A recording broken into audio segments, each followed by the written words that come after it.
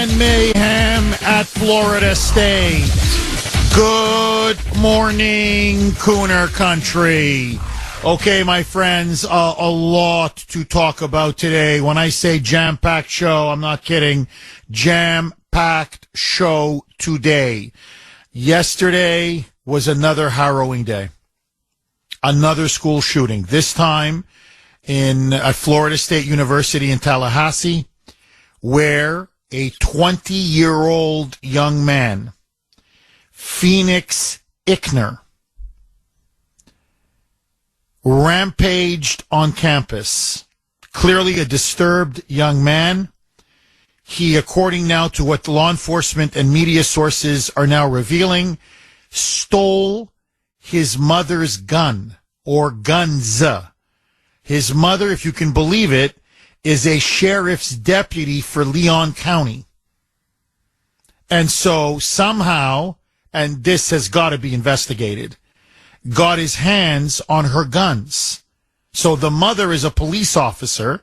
He gets his hands on her guns and then deliberately targeted Florida State, where he's also a student. Now, first question, okay, before we even get into the actual meat and bones of the story. Why would you want to target your own fellow students? Like, what kind of a sicko are you?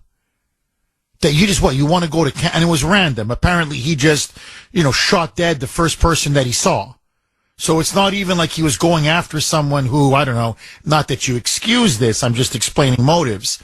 That, someone that's bullying him or had, harassed him or mistreated him no, he just showed up on campus and said, I'm going to kill and shoot the first people I meet. What kind of a sicko are you? Like, seriously, what is wrong with you?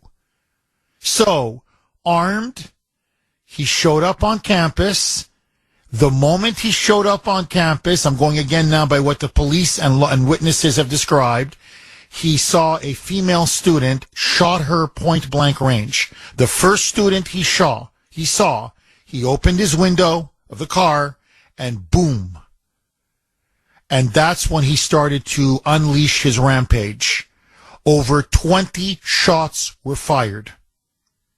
Students were panicking. There was absolute bedlam on Florida State University campus. Students were in fear. Many of them began to run. Some were literally trampled as people were running in utter panic. And Phoenix Kuhner, cool, calm, collected, apparently no emotion whatsoever. And he just continued to shoot and shoot and shoot. Boom, boom, boom, boom. In the end, 2 students are now dead. 6 are injured. Several of them in very critical condition. In fact, I'm telling you, the bloodbath would have been even worse. This would have been 10, 15, 20 dead. If it wasn't for the aggressive, proactive policing by the campus police. Unlike at Uvalde, unlike Parkland, where police officers stood by and did nothing and waited for backup, which let the body count just pile up.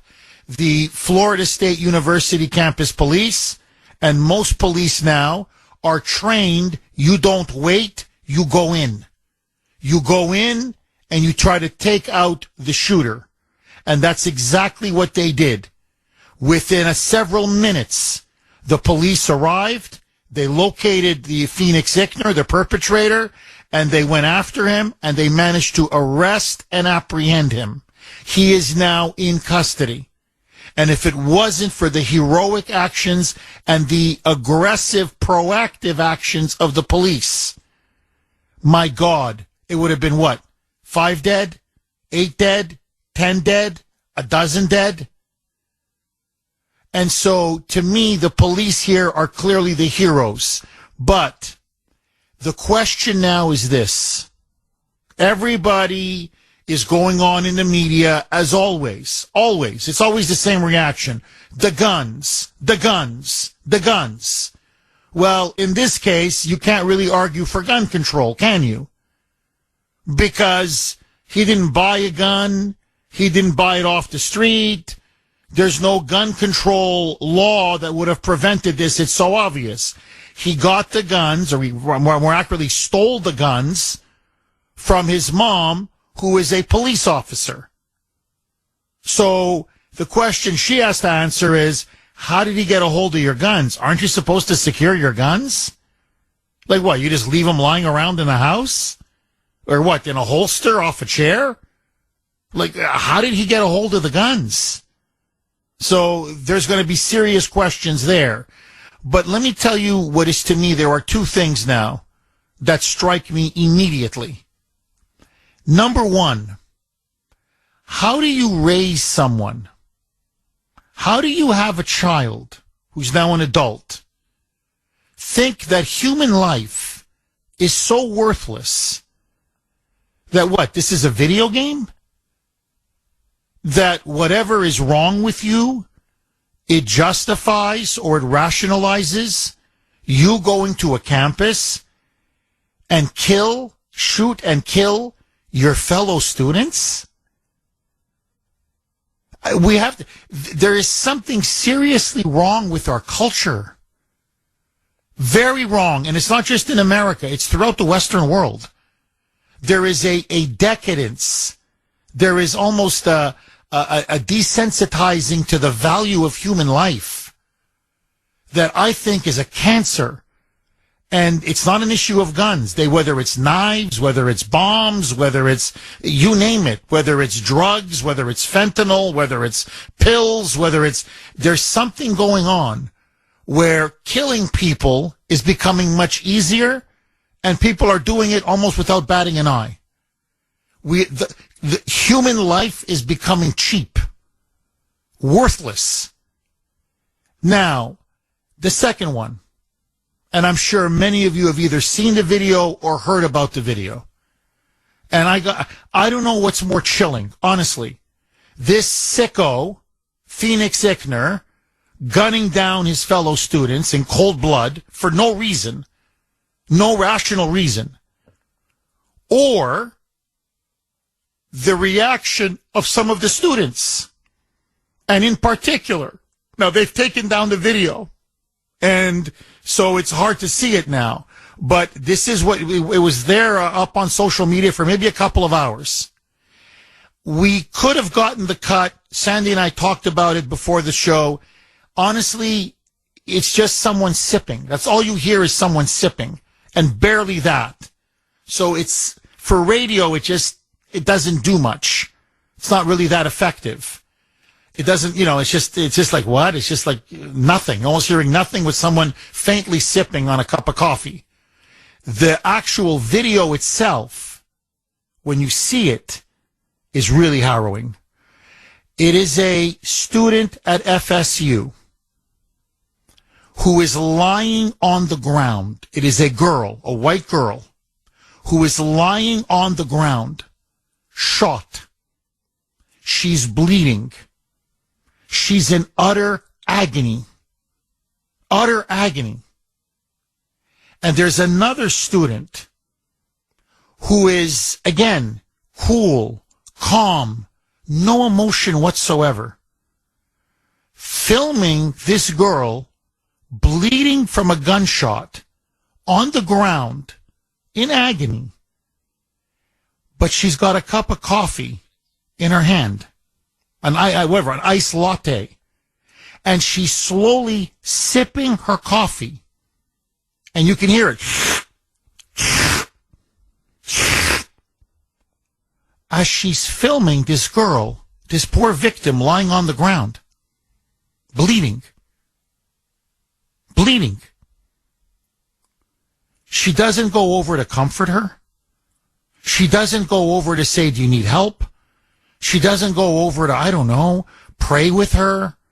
She's not on the phone. I know there are police everywhere at this point, but she's not on the phone, 911. Hey, I'm in, hallway X right beside, door XY, whatever. I got someone down, bleeding, shot. Get help, for God's sake, get help. She's not, as Mike and I talked about. Mike said, Jeff, I know that area. My brother used to go to FSU. I know exactly that part of the campus. He goes, Jeff, she didn't even run out. Just run and say, hey, look, my God, there's someone down on the ground, bleeding, shot, dying. Please, help now, help. No. Walking slow, filming, no emotion, like ice water in her veins. Fascinated at the sight of a girl slowly bleeding out to death. And just sipping the coffee.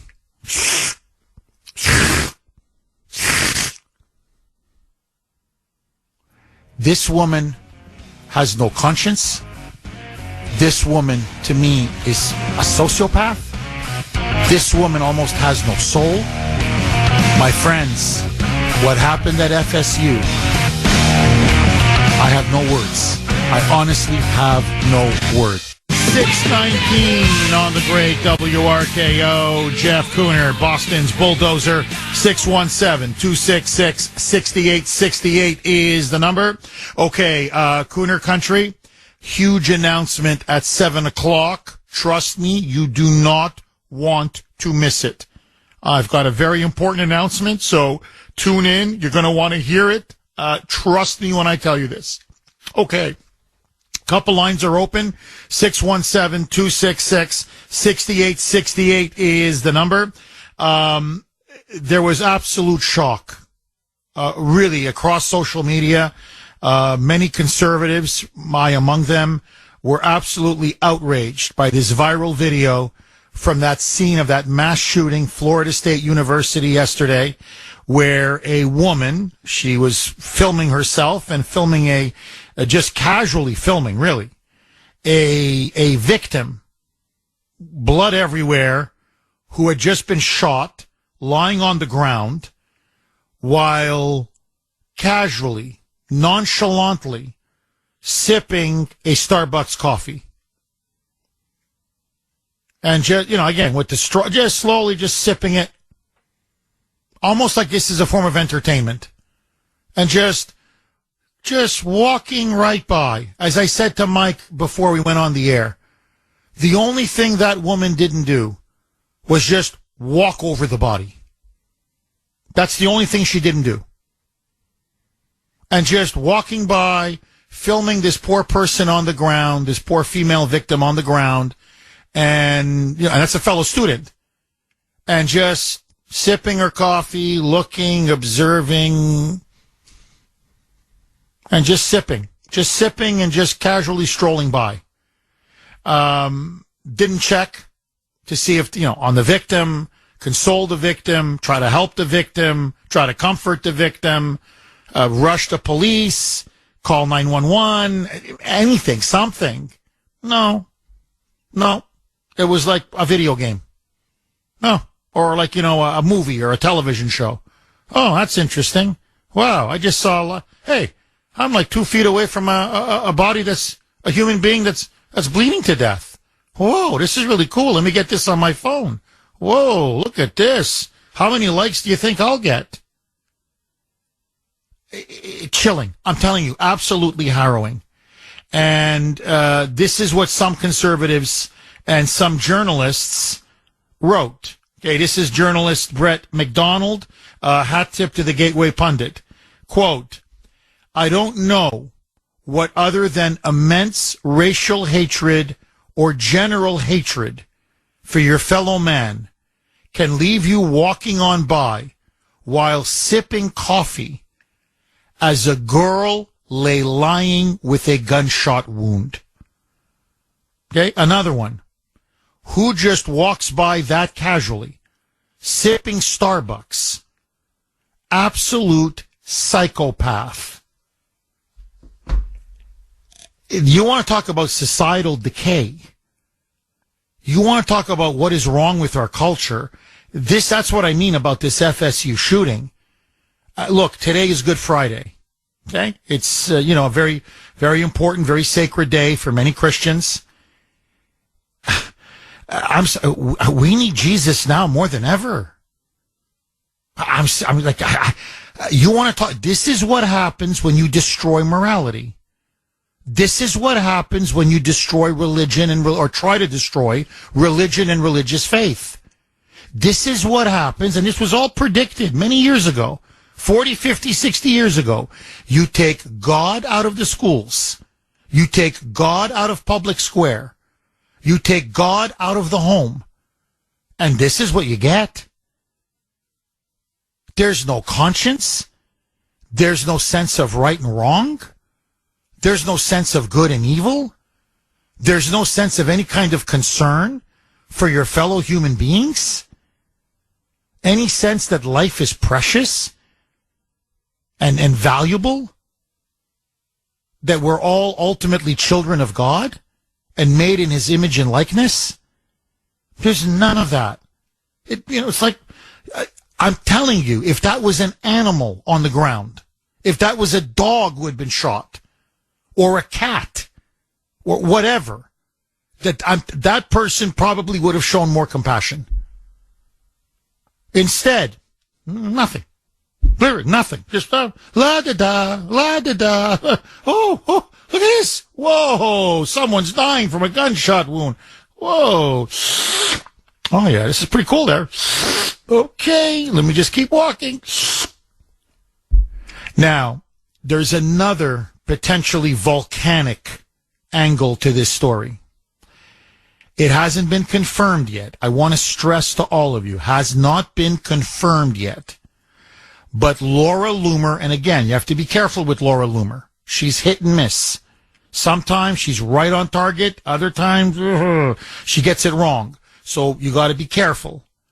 But she's now citing multiple students who have described the shooter, Phoenix Kuner, as a known pro-Palestinian, anti-Trump activist on campus.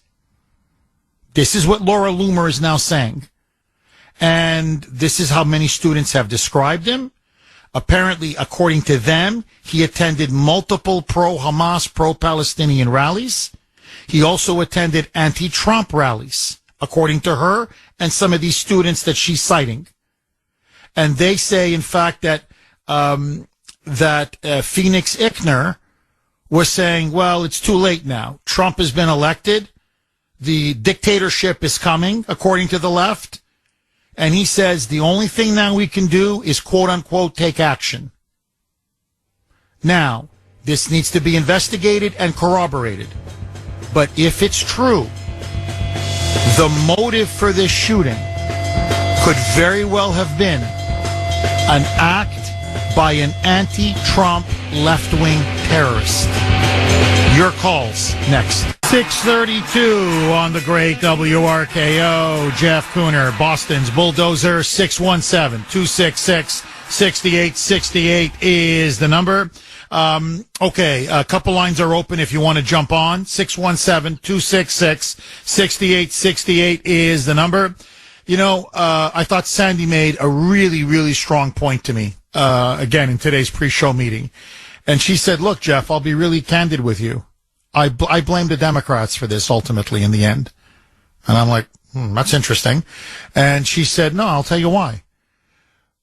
Look at the FSU shooting. Again, the lack of respect for human life. Now, take a look at Abrego Garcia. What is the message? Just to use that as an example. What is the message that the Democrats are sending? The Democrats are sending the message that they will go to El Salvador. And literally, apparently now it's come out, they've released the photos. Senator Chris Van Hollen actually met with Kilmar Abrego Garcia. He met him. He shook his hand. You see them eating and drinking together at a table. So he goes out of his way to meet an MS-13 gangbanger, A human trafficker? And there's, by the way, more coming out on that front, but let that go. Just for now, let it go. A wife beater? A terrorist? And this is what you value? And not the victims of MS-13? One of the most brutal gangs in the world? And you've got poor Patty Morin, the mother of Rachel Morin, his constituents. They live in Maryland. And poor Rachel Morin was murdered and raped by an MS-13 psychopath. Mother of 5 kids. But Chris Van Hollen didn't shed a tear for Rachel Morin, or her 5 children, or the grieving mother, Patty Morin. Never called once. Never lifted a finger. Never even went out and said, find that killer. Get that killer. Justice for Rachel Morin. He couldn't care less. So the victims of gangs and of violent criminal terrorists, they don't care. Their life is cheap. Their life is worthless. But that of murderers and rapists and of criminals and terrorists, they fly on our taxpayer dime to El Salvador to literally plead and beg for their release back home, to bring him back. By the way, he is home. He's a citizen of El Salvador, and only a citizen of El Salvador. He's an illegal alien. So he is where he's supposed to be. But let all of that go. The point being, as Sandy rightly said, Jeff, look how little they respect human life. So, no, I'm not surprised. She goes, I bet you the person that was, the woman that was walking by that poor girl lying on the ground shot, or that poor woman lying on the ground shot, was probably a Democrat.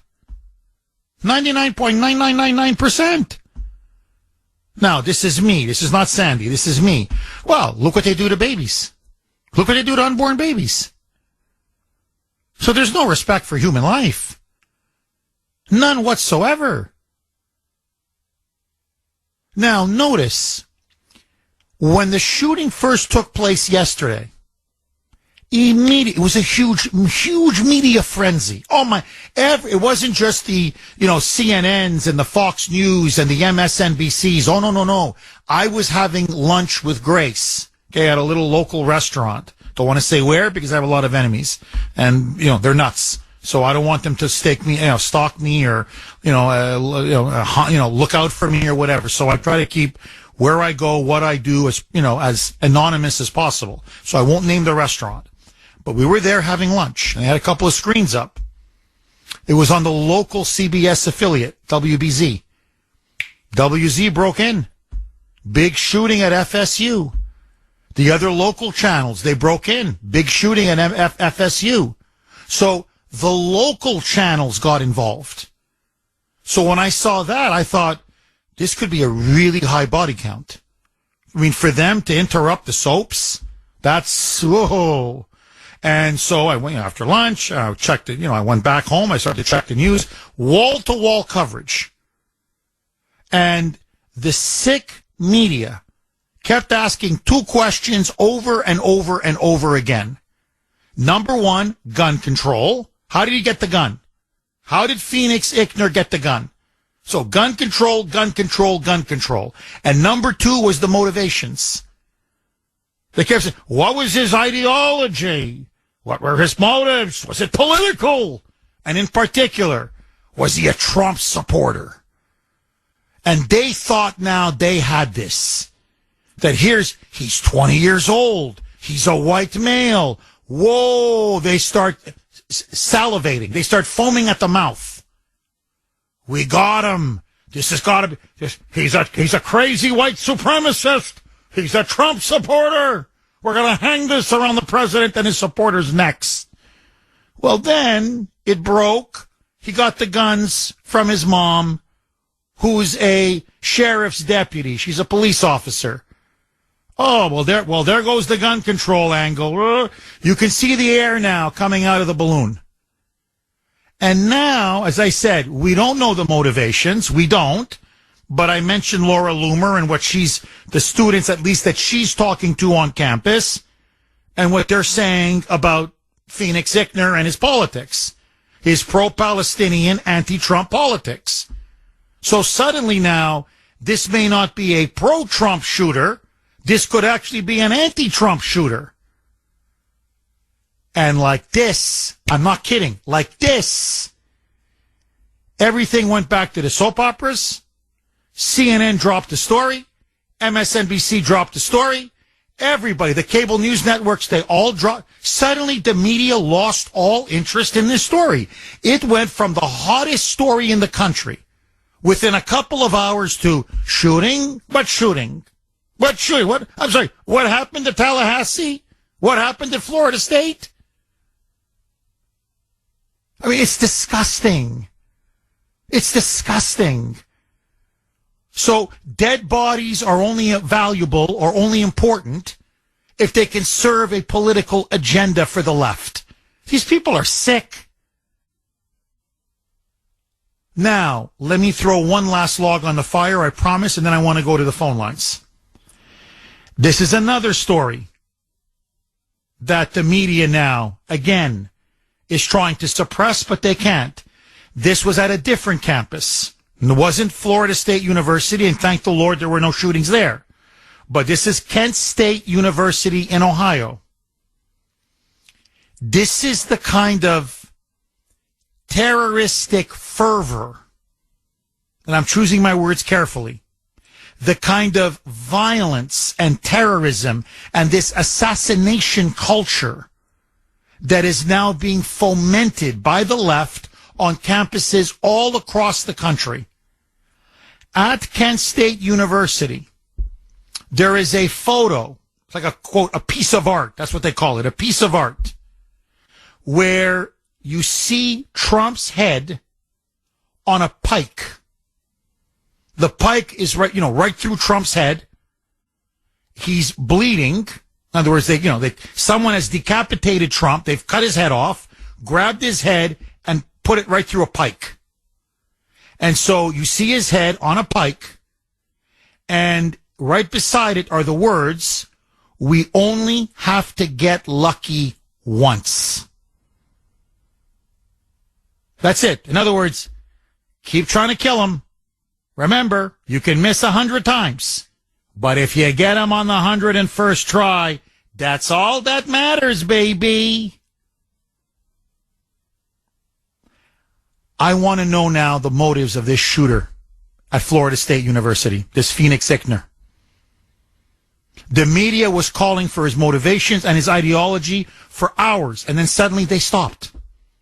Suddenly, no. They don't want to know his motives now. They don't want to know what drove him to do it. I want to know. I want to know. I want to know if Laura Loomer is correct.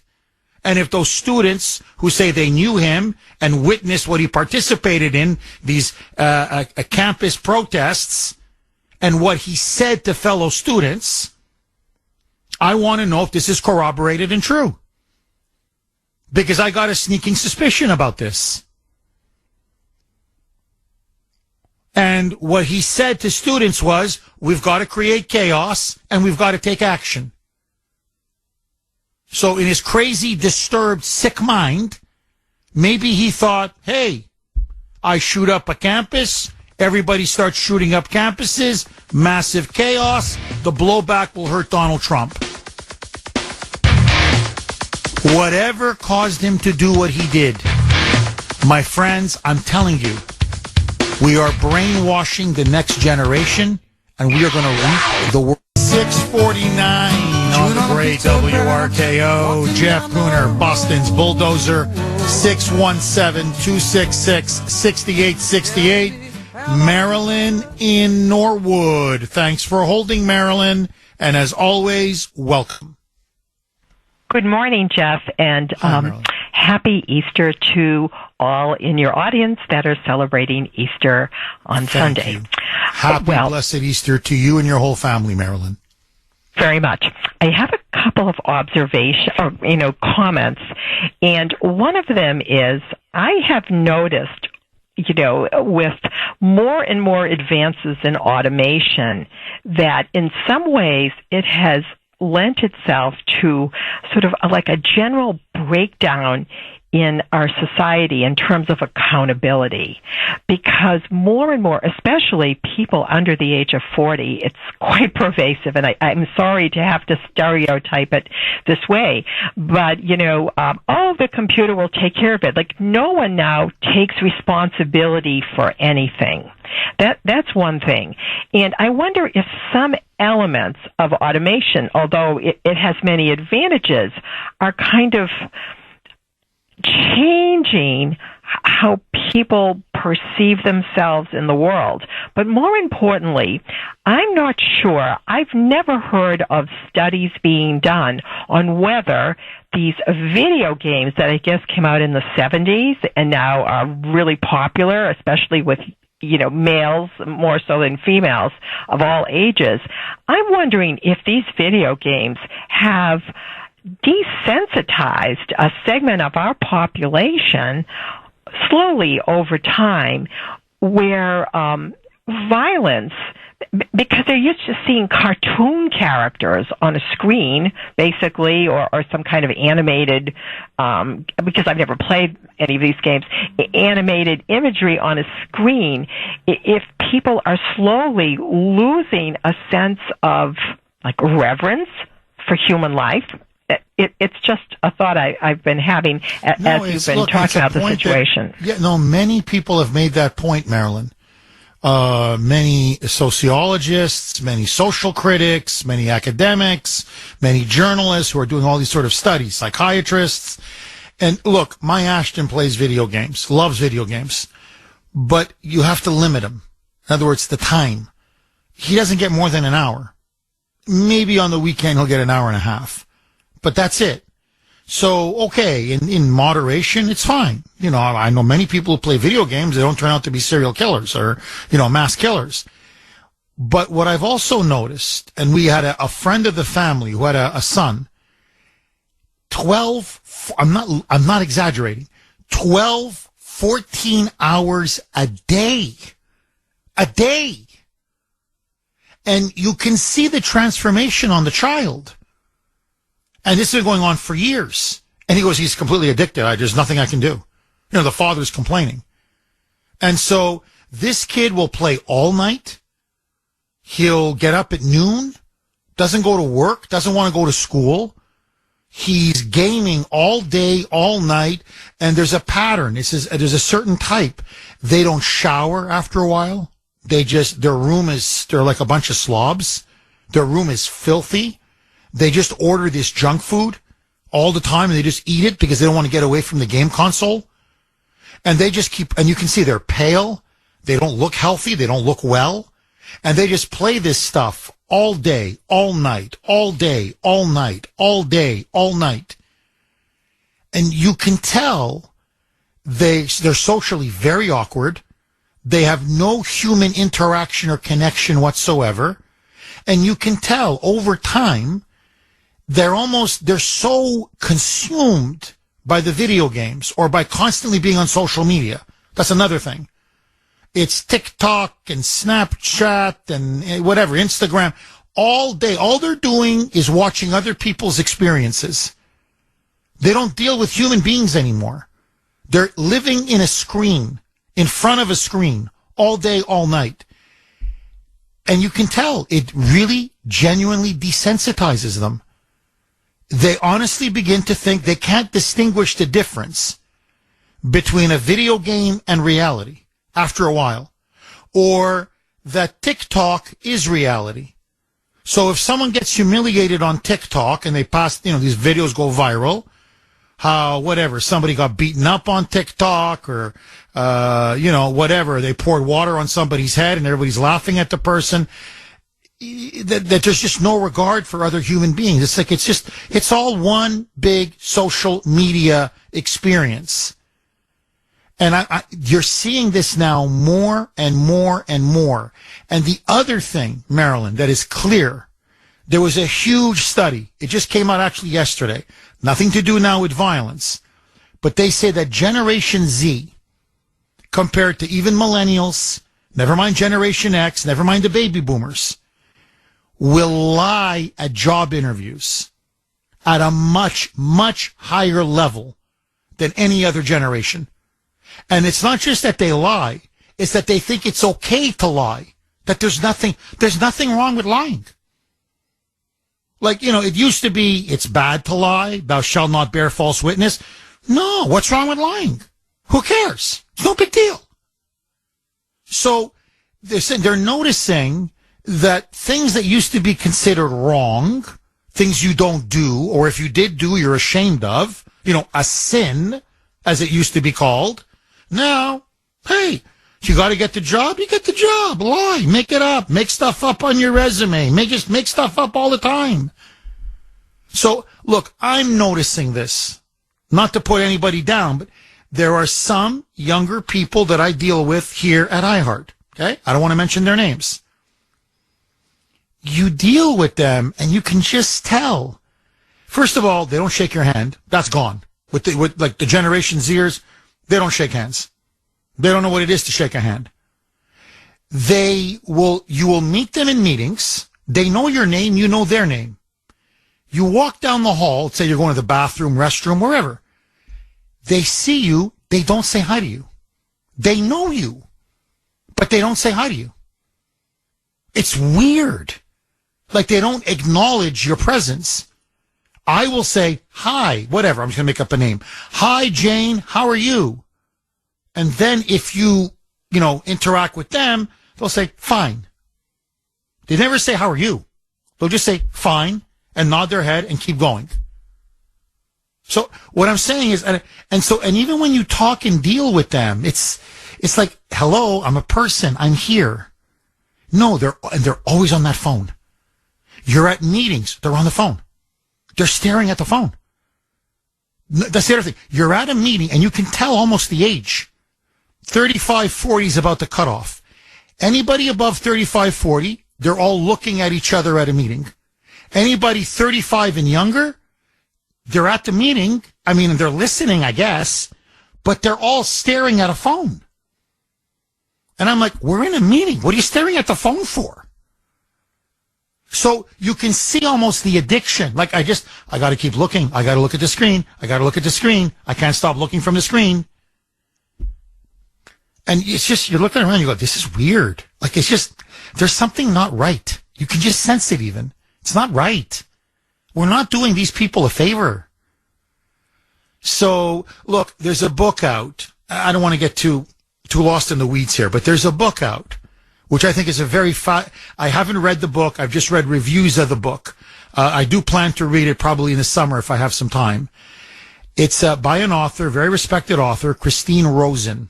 She's really, really smart. I read her stuff in other journals. My point is this.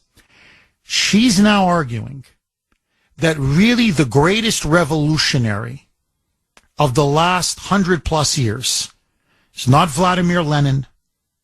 It's not Karl Marx. It's not Trotsky. It's not Hitler. It's not all the people that we think, the great political revolutionaries. Yeah, I mean, great as in consequential. Not, they're evil, but not, not as in positive. But just people you think that really revolutionized society. She says no. It's Steve Jobs. She said there's no question. There's no question that Lenin, Trotsky, she runs down all of them. Hitler, Mussolini, whatever, all the great revolutionaries of, the last 100-some years have nothing on Steve Jobs. Why? He invented essentially the iPhone. And he actually said this will revolutionize society. And people were cheering. And she says it has. There's no getting around it. Nothing has changed people's thinking, their brain patterns, their life, culture, society, human interaction, technology, how we get our information, how we interact with people, than that phone. That phone is turning out to be maybe the most revolutionary device ever in human history. To me, the argument is fascinating, to be honest. I'm like, you know what? There may be something to this. And I think the dark side, because there's many, look, I have a phone and I love it. Why? I go through my news sites, my newspapers, all on that phone. It's incredible. I've got subscriptions to multiple newspapers and I read multiple websites. I love it. I mean, I'm reading and reading and reading and reading and reading, and I'm able to do it now in a way that I could never do 30, 40 years ago. So the phone, in many ways, the iPhone is incredible. But there's a real dark side to it. And that dark side, I think, is spewing out now. Many of these school shooters or that person, okay, that sipping an iced latte Starbucks and just staring at a person lying on the ground, filming them as she's sipping, and that person is bleeding out to death. How you can do that? I want all of you to just think of this for a second. There's a human being on the ground, shot, dying, in agony. And you just stand and watch and film and sip and then walk on by. That's cold. That's cold. That's really cold. I mean, we're talking a sociopath. And I don't think I don't think this student that filmed that poor person dying on the ground I don't think she's somehow an aberration. I think there are a lot of students like that because of the culture now that they're reared in. Marilyn, thank you very, very much for that call. Again, just my opinion. Take it for what it's worth. 617-266-6868 is the number. Okay, it's 7:02. I said I was going to make the announcement at 7. My apologies. I was talking to Marilyn, so I got a little carried away there. But okay, so Kuner country. On Thursday, so that's next Thursday, April 24th, so 5-6 days from today, there is going to be a major rally at the State House in front of the Boston Common. It is being sponsored by American-made Action. Some of them are actually literally flying in from Florida to give speeches. I will be speaking. I will be the MC of this rally. This is to free the Rivera family. This is Justine Pelletier 2.0. Izzy and Ruth, who have lost their 5 children, taken away from them because they dared to defy a pediatrician who told them they had to vaccinate their 9-month-old baby. And they refused to vaccinate their 9-month-old baby. And literally, because of their decision to defy this pediatrician, who then reported them to DCF as being abusive parents, the baby, healthy, well-fed, loved, well cared for, simply because they refused to vaccinate, to jab their 9-month-old baby son. DCF now has said they're not fit parents. They have taken away not just the baby, but the other 4 children, 10, 9, 5, and 4. They have been sitting in prison for months. They have not seen their children in months. At least the father hasn't. The mother gets an hour a day supervised visits. They have kidnapped the children of this couple, and they are threatening to put both of them in prison for up to 5 years. This is state-sanctioned kidnapping. This is an assault on parental rights. This is communism. And it is happening here and across the entire country. And I believe this is the case that is going to spark a political revolt, not just here, but across all of America. It has got national attention. Millions of people now are getting involved. Boston is going to rise Thursday at noon. I know many of you work. Please, if you can, during your lunch hour, try to come. Try to get a half day. Next week, most people don't have school. Most kids, school is off that week. If you can, bring your children, bring your families. We're going to win this. Every lawyer I've spoken to has said DCF has no case here whatsoever. We have to apply public pressure. If we apply public pressure, we will win. And I think this is just the beginning.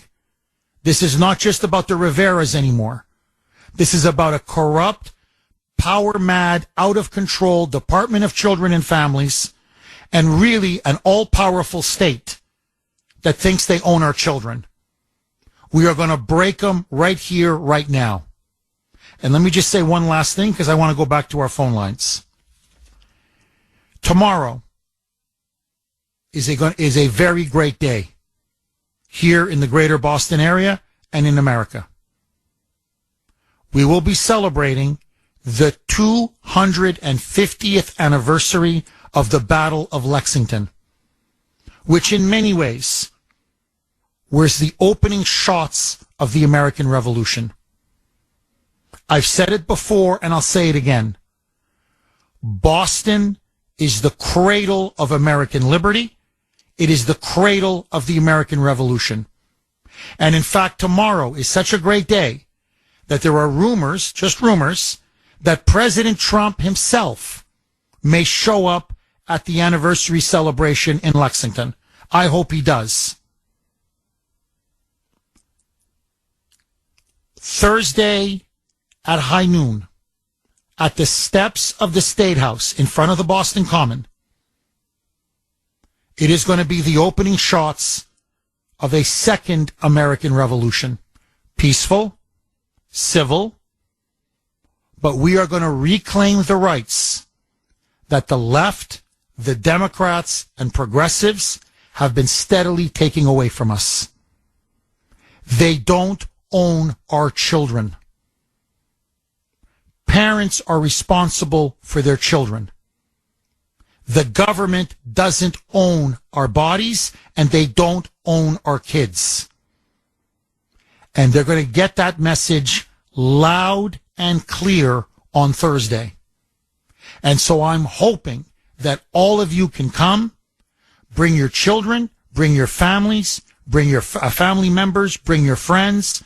But Boston, God willing, will rise, just like we rose 250 years ago. And I believe this will spark a political rebellion against Child Protective Services and the rampant abuse against children and families across the entire country. So again, next Thursday at noon, April 24th, steps of the State House. It's going to last about, I think the whole event will be about an hour.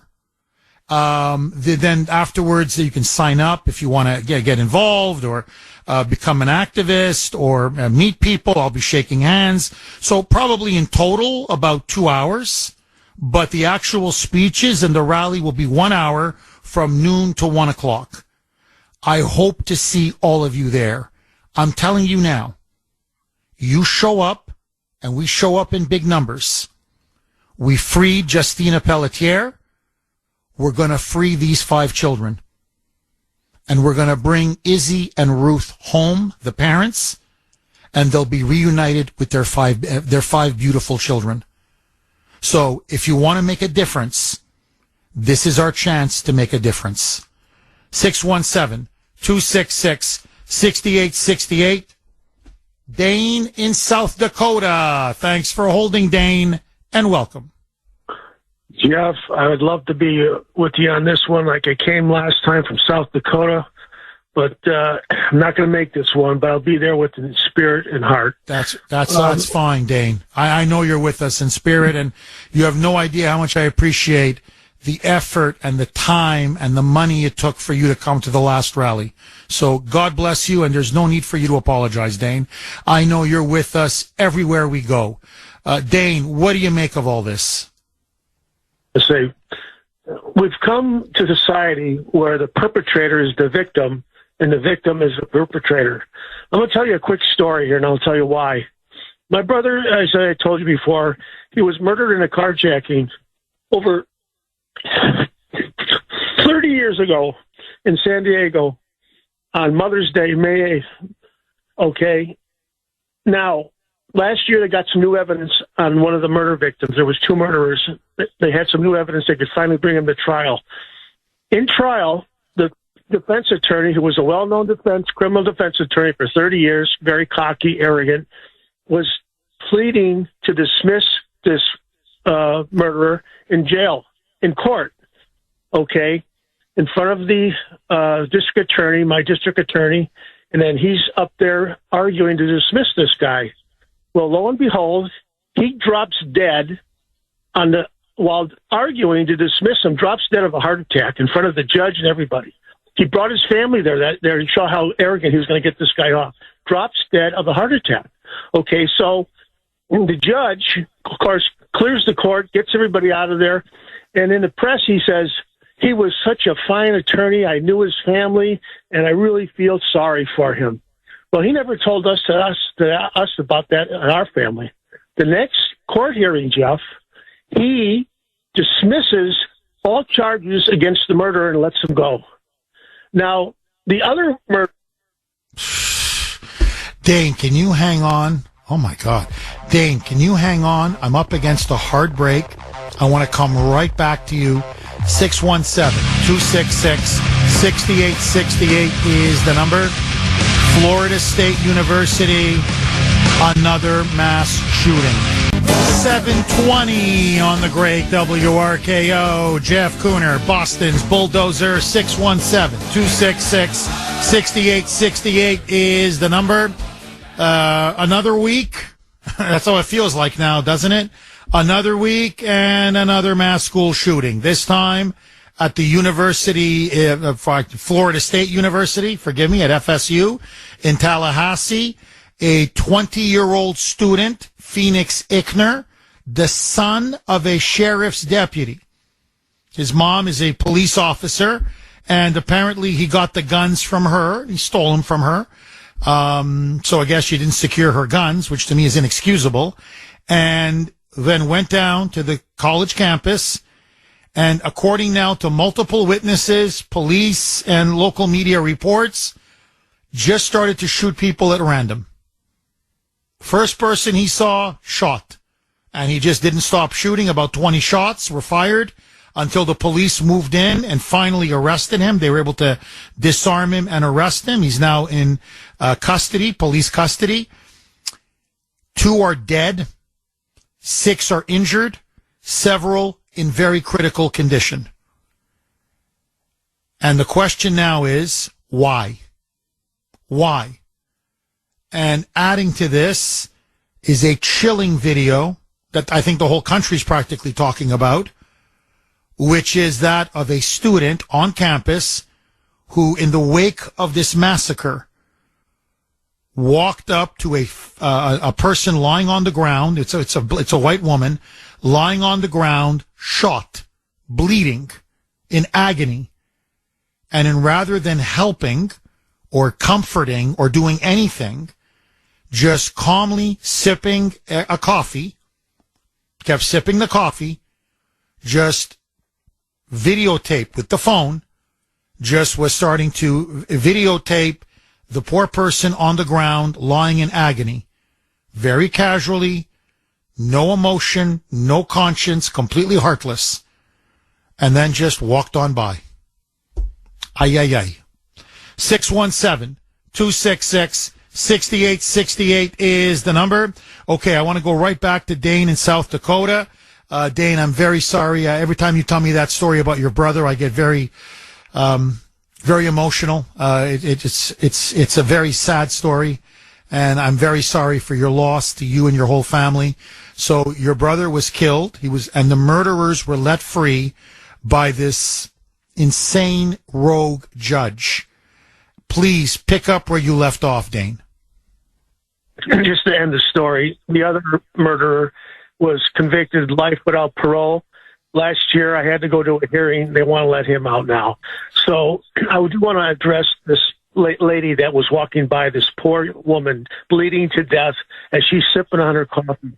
This is how cold, callous this country has been. And I blame this all, Jeff, on two media and the Democratic Party. Okay? They've made it fashionable to murder a president. That's how sick these people are.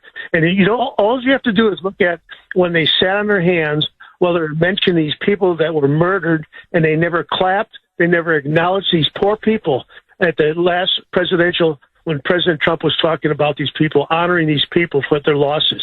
They just sat there on their hands. They've so hard and cold and calloused that they should do something like that. I blame everything on those Democrats and the media for perpetrating to make it fashionable to kill our President of the United States. That's how sick the society is. And another thing, get ready, because I think we're about ready to see the summer of hate, okay? 2.0 summer of love. And it's very, very sad, Jeff. But God bless you for what you're doing. And I just pray that hundreds of thousands of people come out to your rally to support, to release that poor family. Dane, thank you very much. And God bless you, my friend. 617-266-6868 is the number. No, I agree with Dane completely. Look, that's to me part of the two Americas that we now live in. The one America, frankly, it's our America. It's Kuner country. It's MAGA. It's middle America, where murder is wrong. Assassination is wrong. There are just things that, we're still a religious Judeo-Christian people. And you have the other America. And that's the liberal, secular, progressive, anti-God America. And look what they're turning out. Just look at them. And they keep trying to go on about the guns and the guns and the guns. Well, the guns, he stole the guns from his mom, who's a police officer. To me, the question is not the weapon that he used. Okay, Phoenix Ickner, this sicko. My question to him would be, what did these people ever do to you? I mean, nothing justifies shooting someone in cold blood, don't get me wrong, but you just, randomly went to a campus? And as many of you are rightly pointing out, some of the victims weren't even students. They were staff members, administrators, whatever. But my point is, these were all people who, are fellow citizens of not just America, but of Florida State. It's part of the Florida State community. What did they do to you? Nothing. He was not bullied. From all the local media, they've been interviewing student after student, people who knew him. They go, no, he wasn't bullied. Far from it. No. I think he's a bit strange. He's a bit this. He's a bit that. He didn't look all that stable at times. But nobody made fun of him. Nobody mocked him. They didn't tar and feather him. They weren't bullying the guy. They go, nope, it was completely unprovoked. I mean, this is sick. So there's something going on, and I want to throw something by you and tell me if you agree or disagree.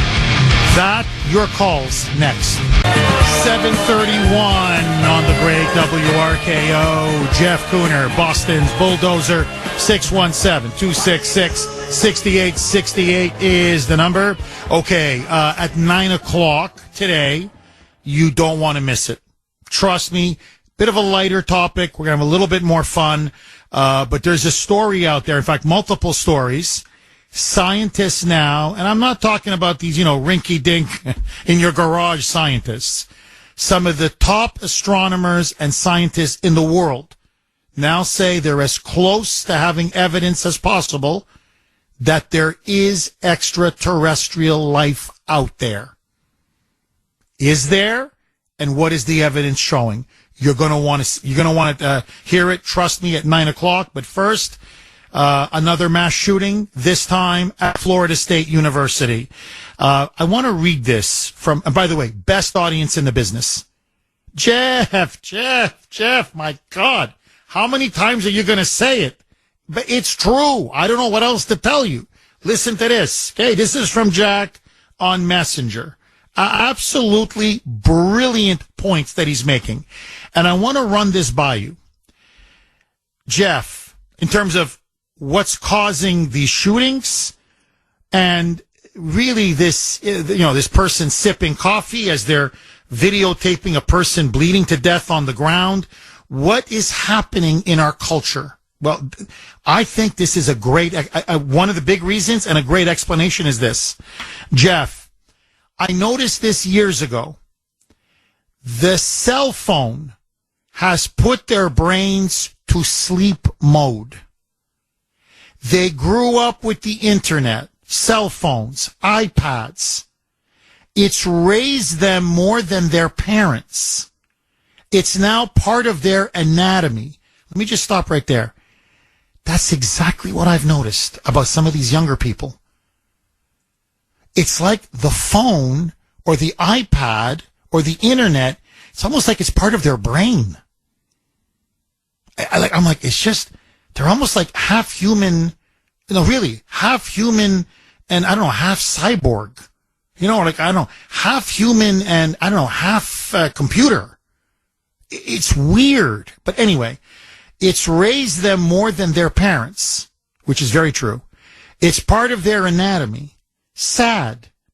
They can't even communicate like we did with the opposite sex while trying to get a date.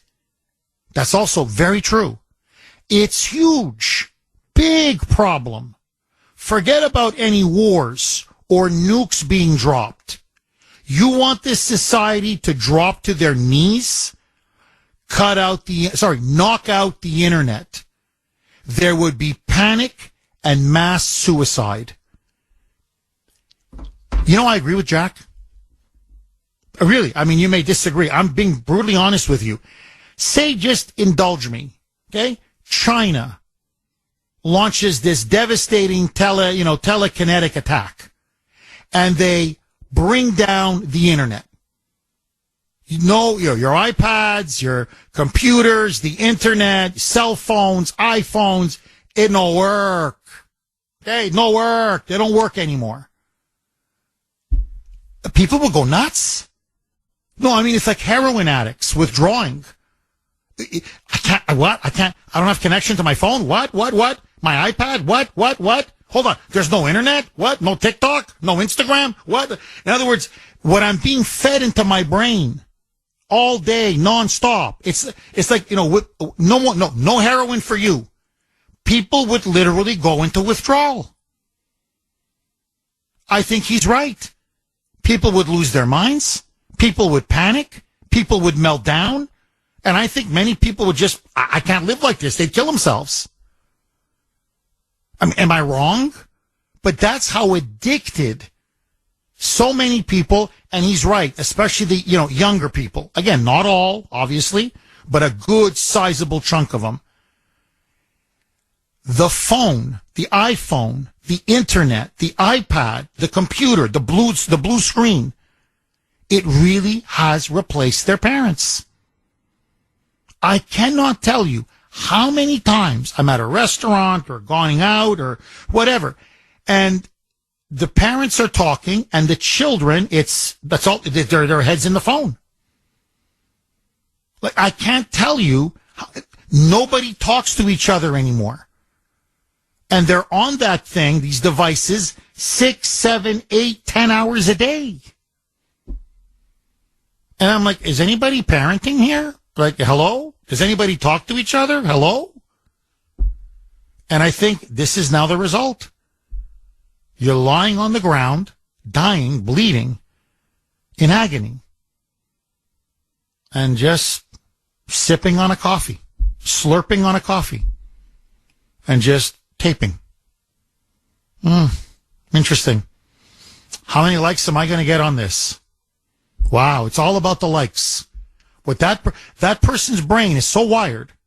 It's not the live human being that's dying, that needs help. It's what's going to be my reaction on social media. Welcome to Brave New World. 617-266-6868 is the number. Okay, this is from Craig on Messenger. And I think Craig hits the nail right on the head. Jeff, people would rather video someone dying rather than help someone survive because they want to see how many likes they can get on Facebook. Bingo. Bingo. Really, it's true. It's all about the likes now. Or whatever, on Instagram, or after a while, I mean, who can keep track with all these apps? But, whatever it is, it's all about eyeballs, clicks, and likes. All right, let me just read one more, and then I want to go right back to the phone lines. This is from Larry. Jeff, the derangement is even worse than you think. Do you think Phoenix Ickner's mother will be able to keep her job after this?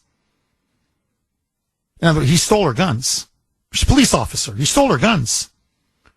Not only did he murder random people and throw his life away, but he destroyed his mother's career. That's a really interesting point, Larry. I didn't even think of that. His mother's career is finished. Like, this is how you pay back your mother? She brought you into the world, your mother who raised you. So you don't just, it's not enough that you murder people in cold blood who did nothing to you. It's not enough that you've thrown your life away. Stupid. But now you're going to destroy your mother's life and her career as well? Selfish, selfish, selfish. I'm a sociopath. A sociopath. Agree, disagree, 617-266-6868. David in Brookline. Thanks for holding, David, and welcome. Good morning, Jeff from the People's Republic. No, a really sad topic. I want to try to. I want to agree with something that you said that Sandy said, and agree with something you said. You said that Sandy primarily blames the Democrats, and you referenced earlier a lack of shame and guilt. Yes. And I want to give you two names. Bill Clinton, what he did in the Oval Office and other things. It's almost, if you think about it, it's almost inconceivable if you thought back when there was more so-called shame and guilt. And there was never any shame and guilt by him. There was always excuses, and they were always clarifying what the president meant. And that always stuck with me. His wife went on to be a senator. He goes on the circuit. In any other time, Jeff, not even that long ago, after what he did, and I don't need to get graphic because this is a family show, as you know, especially on Good Friday. I mean, it would have been an X-rated movie. Am I right? No, you're completely right. Okay. And the second one, and I hope that you take this in the humorous way. Now, I agree with everything you said about the kids are different today. In fact, I have a younger person that does some work for me. I think he wears his earphone in the shower. I'm pretty sure. I never asked, but I'm pretty sure. But Jeffrey Toobin, I don't think that we have anything over the young people. I think he's more in the baby boomer. Now this guy, family friendly. He relieved himself. Yeah, pleasured himself. Let's just put it this way. I'm sorry. Yeah, you're right. No, pleasured himself. No, you're right. While on a video conference call with multiple people, and CNN refused to fire him. In fact, David, CNN brought him on. They suspended him for a couple of weeks, and then they brought him on with a female host. I forget her name, but I felt so sorry for her. And he had to do kind of like a mea culpa, where he describes, why he was pleasuring himself as he was watching pornography on a video conference call. And I'll never forget this, David. He was acting like, hey, it was just no big deal. I was into the moment. I was having fun. And I just didn't realize other people could see me.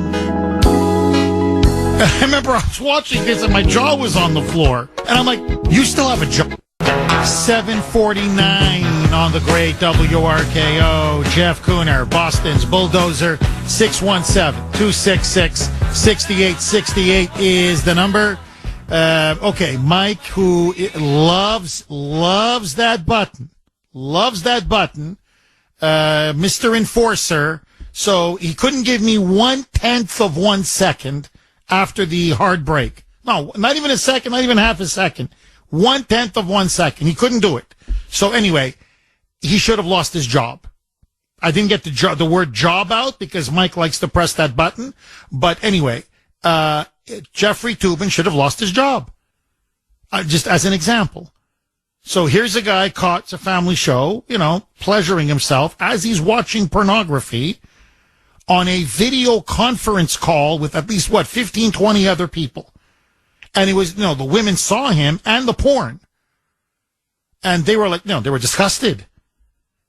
And so, CNN doesn't fire, they suspend him. Don't even fire him. And then they bring him back, and to a female host, he's like describing, he's pleasuring himself, and he's watching pornography, and he's like, hey, what's the problem? What's the problem? He goes, I just thought the video conference button was off because there was a break in the conference, and I didn't realize it was still on. And these things happen. And she could tell she's visibly uncomfortable.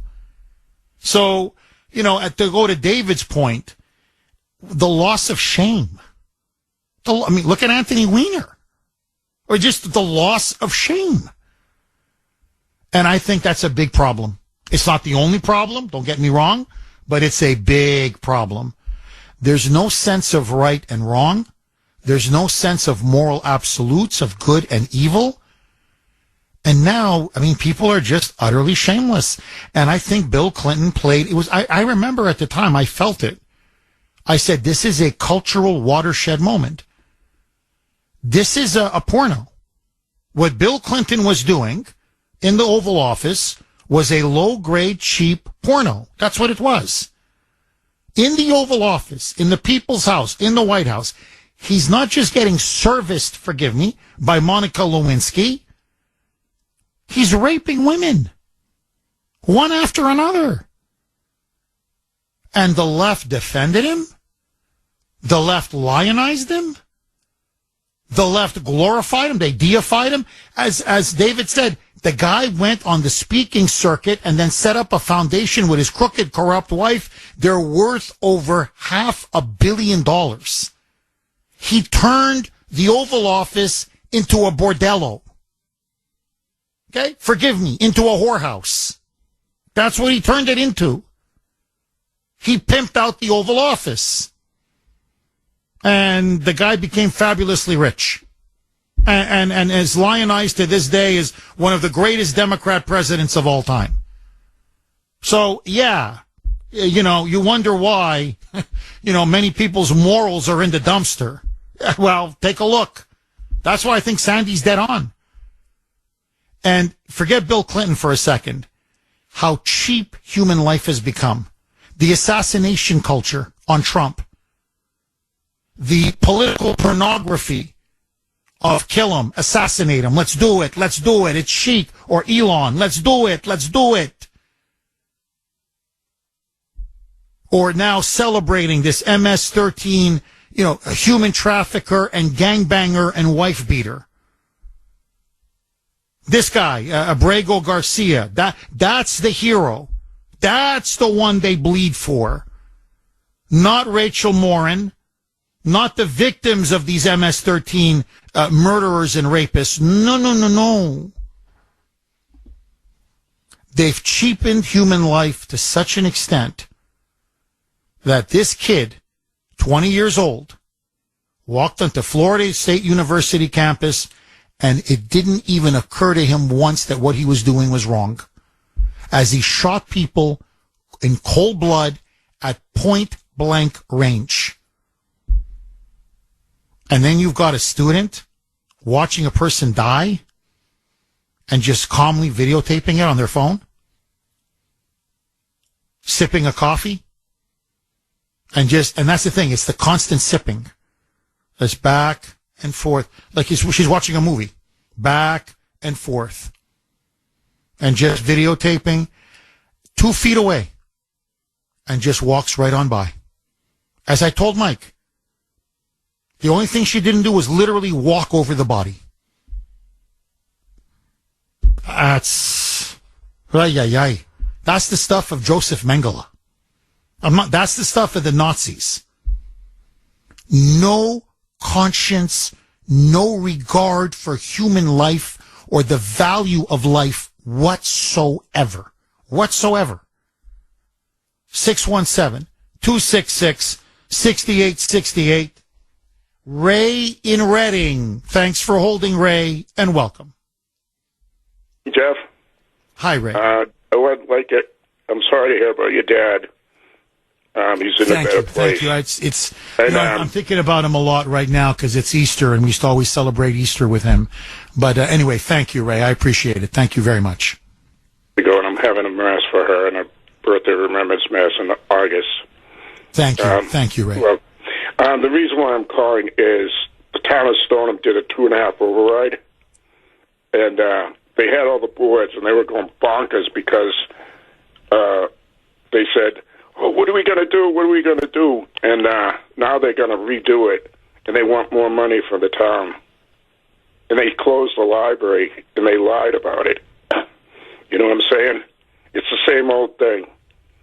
The first proposal, they were going to use it for the fire department, police department, and DPW, and everybody said no with the proposition override. And then they turned around, and then they said, "Oh, we got to close the library, the senior center, and the recreation department." And then they turn around, and now they want to do another override. It's ridiculous. Well, look, Ray, Ray, I hear you. Look, I'm familiar with it because I try to keep abreast, obviously, of everything that's going on at the local level because local politics determines state politics determines national politics. So ultimately, everything is at the local level if you really want to change things. So you're completely right. No, look, Ray, that's why we're holding a second rally. I mean, really, the one next week, Thursday at noon at the State House, is for the Rivera family to get them out of prison and to reunite them with their 5 children. The one on May 17th is to hold politicians in this state accountable and to demand that the will of the voters be respected. 72% who voted in the ballot initiative to have an audit of the budget and of all spending. And, that we've got to start holding people accountable. And I think this goes to the heart of the issue. Let's leave aside politicians. I know that's what you're talking about now, Ray, or local politicians. No one's held accountable anymore. Have you noticed? Nobody. It doesn't matter what crimes you commit. Unless you're Donald Trump and you're innocent. See, if you're innocent, but you're politically against the left, they destroy you. But I'm talking about people who commit real crimes. Joe Biden and Mayorkas unleashed the floodgates and allowed 20 million illegals to pour in. This is indisputable now. Now we're finding out they allowed terrorists to come in. They allowed MS-13, Tren de Aragua, literally violent murderers and rapists to come in. You've got Laken Riley, dead. Jocelyn Nungare, an 11-year-old girl, raped and dismembered, dead. You've got Rachel Morin, dead. I could go on and on. Who's being held accountable? Really, who's being held accountable? It's like a zoo out there. It's anarchy. Who's being held accountable? Now, just think about this. These were people. They had dreams. They had lives. They had hopes. They had children, like Rachel Morin, 5 children. They lost a mother. And they were innocent. They were good, decent, law-abiding American citizens, and they get raped, or some of them, raped and slaughtered, others just murdered, and no one is held accountable. And I see it over and over and over and over again in every aspect of our country and our society. No one's ever held accountable. And yet good people are harassed and persecuted. Take Trump, take Elon. I could go on and on. So if you try to do things to help the country in a positive way, they'll try to get you on any little technicality. But if you're a liberal or part of the Democrat regime,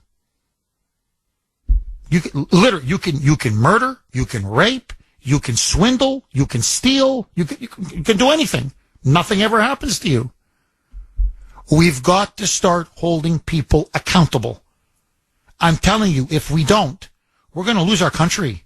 I mean, it doesn't take a rocket scientist to figure this out. So, no, I want people held accountable. Agree, disagree, 617-266-6868 is the number. Okay, you know what it is? Friday, 8 o'clock. You know what that is, huh? Kuhner's Call Log, Caller of the Week. It's time for Kuner's Call Log, where we showcase our favorite caller from the week. I can hear you. Can you hear me? Thanks for holding, Dan. Can it be any more real Easter than trying to break down this swamp? So as Attorney General, she is the ultimate regulator for the state of New York. State of New York mortgage banking license is probably worth anywhere between $3 and $5 million. So how much pressure was put on that underwriter to look the other way because she was the Attorney General? That license or the screw-ups we could end up with in New York are worth a hell of a lot of money.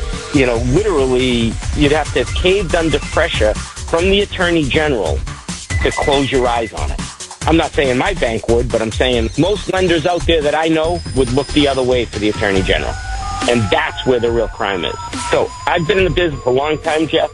I've seen a lot of young family people go to jail for the same thing. Jeff, the sale price of that house in Virginia wasn't that much money. She makes $220,000 a year as the Attorney General for the state of New York.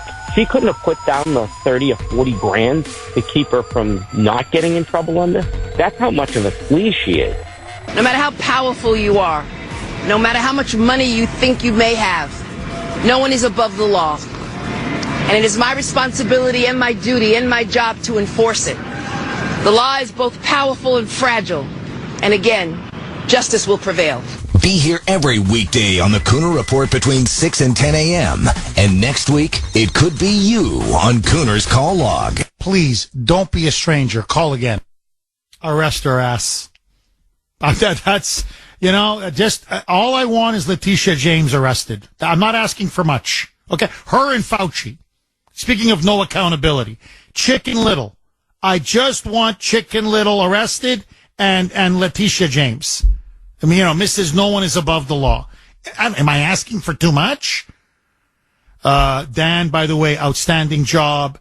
Callers, you take this show to another level. Seriously. And I can't thank all of you enough. 617-266-6868. Mike, good job again.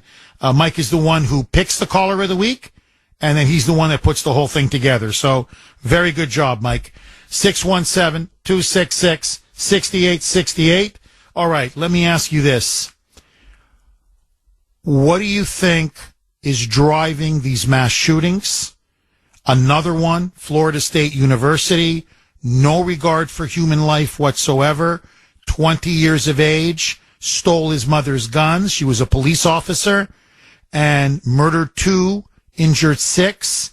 Apparently, he didn't know these people. It was random. It was literally just first person he saw, he began shooting. What is happening in our culture?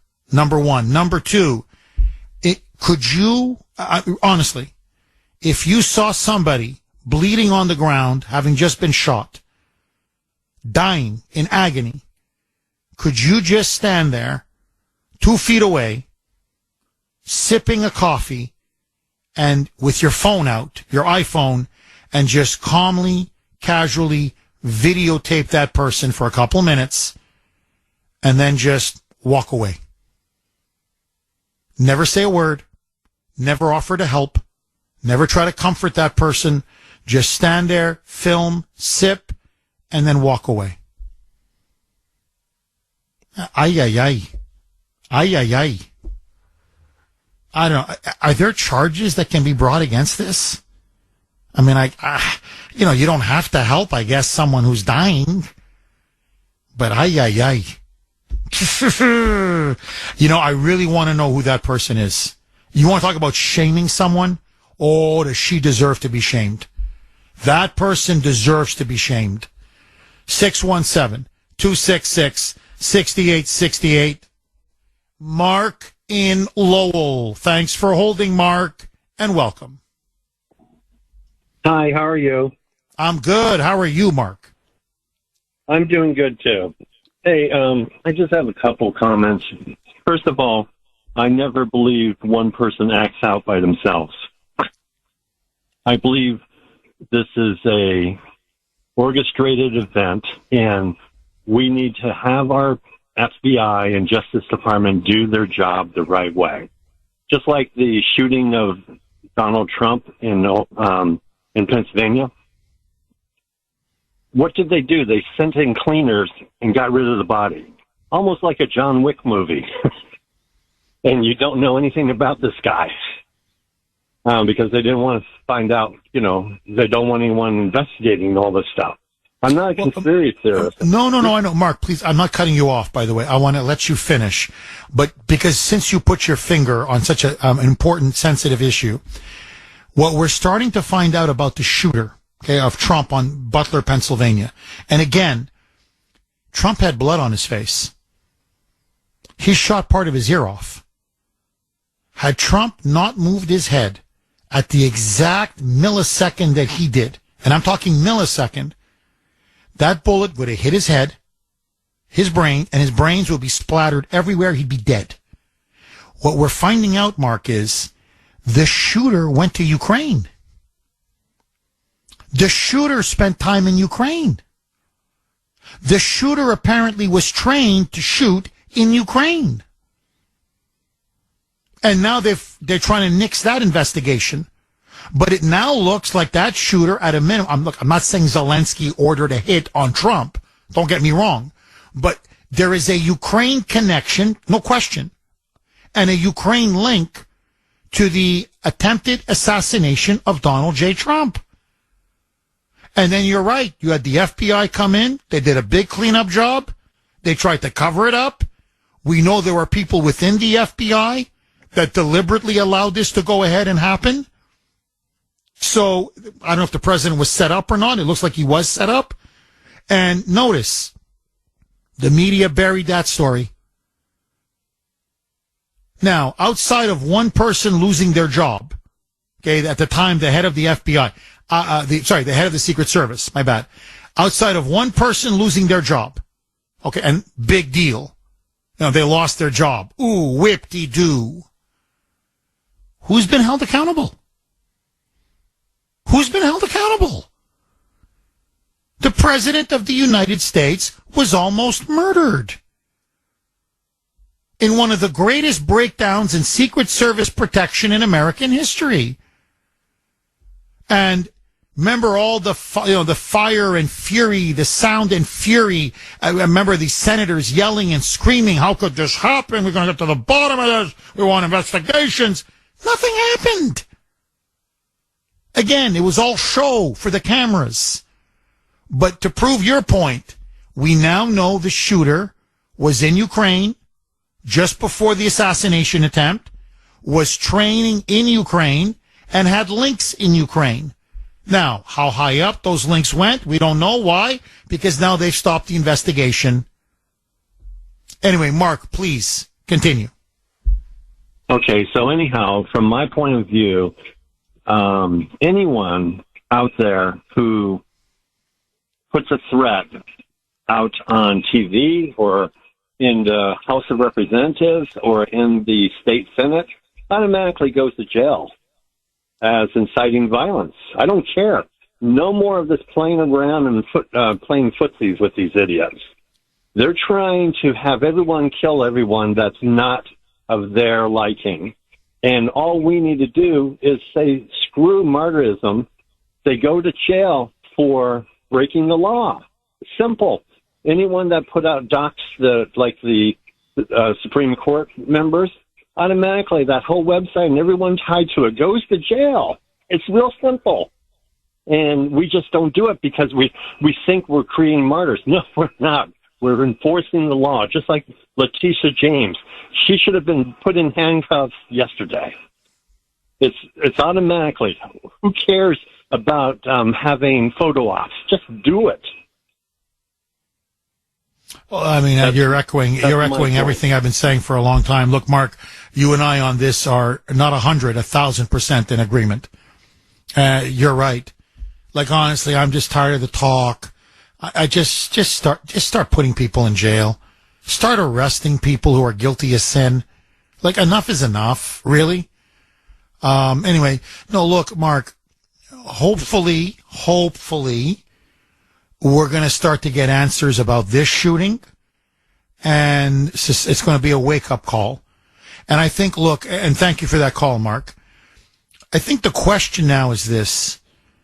How could a child go so off the rails that he thinks it's okay? Think about this. You got to steal your mother's guns. She's a police officer. And then you go to university campus that you attend and just start killing people who you don't know in cold blood, who never did anything to you. I wouldn't be shocked if this person was raised, as Jack messaged earlier, raised on the internet, raised on video games, raised on iPads, and the cumulative effect of not being raised by your parents, not being instilled with religious values and moral values. In other words, not developing and cultivating a conscience. You've created a monster. And that's what this man is. Phoenix Kuhner is a monster. 617-266-6868 is the number. Okay, I got this on X, actually. So Lisa, who, fan of the show, lives in Florida part-time. She just messaged me on X, and I think she made an absolutely really, really good point. Good morning, Jeff. Well, good morning to you, Lisa. As you know, I'm in Florida right now, my second home. And the shooting story at FSU is all over the news. I'm not sure if back up in Boston, but the mother of the shooter is a school deputy. The father is also in law enforcement. But the problem with that person walking by with the coffee, Jeff, we have lost all empathy in this country. I saw that video yesterday, and that made me very sad. Well, it made me sad too, and honestly, I found it very disturbing. And in a way, let me put this on the table.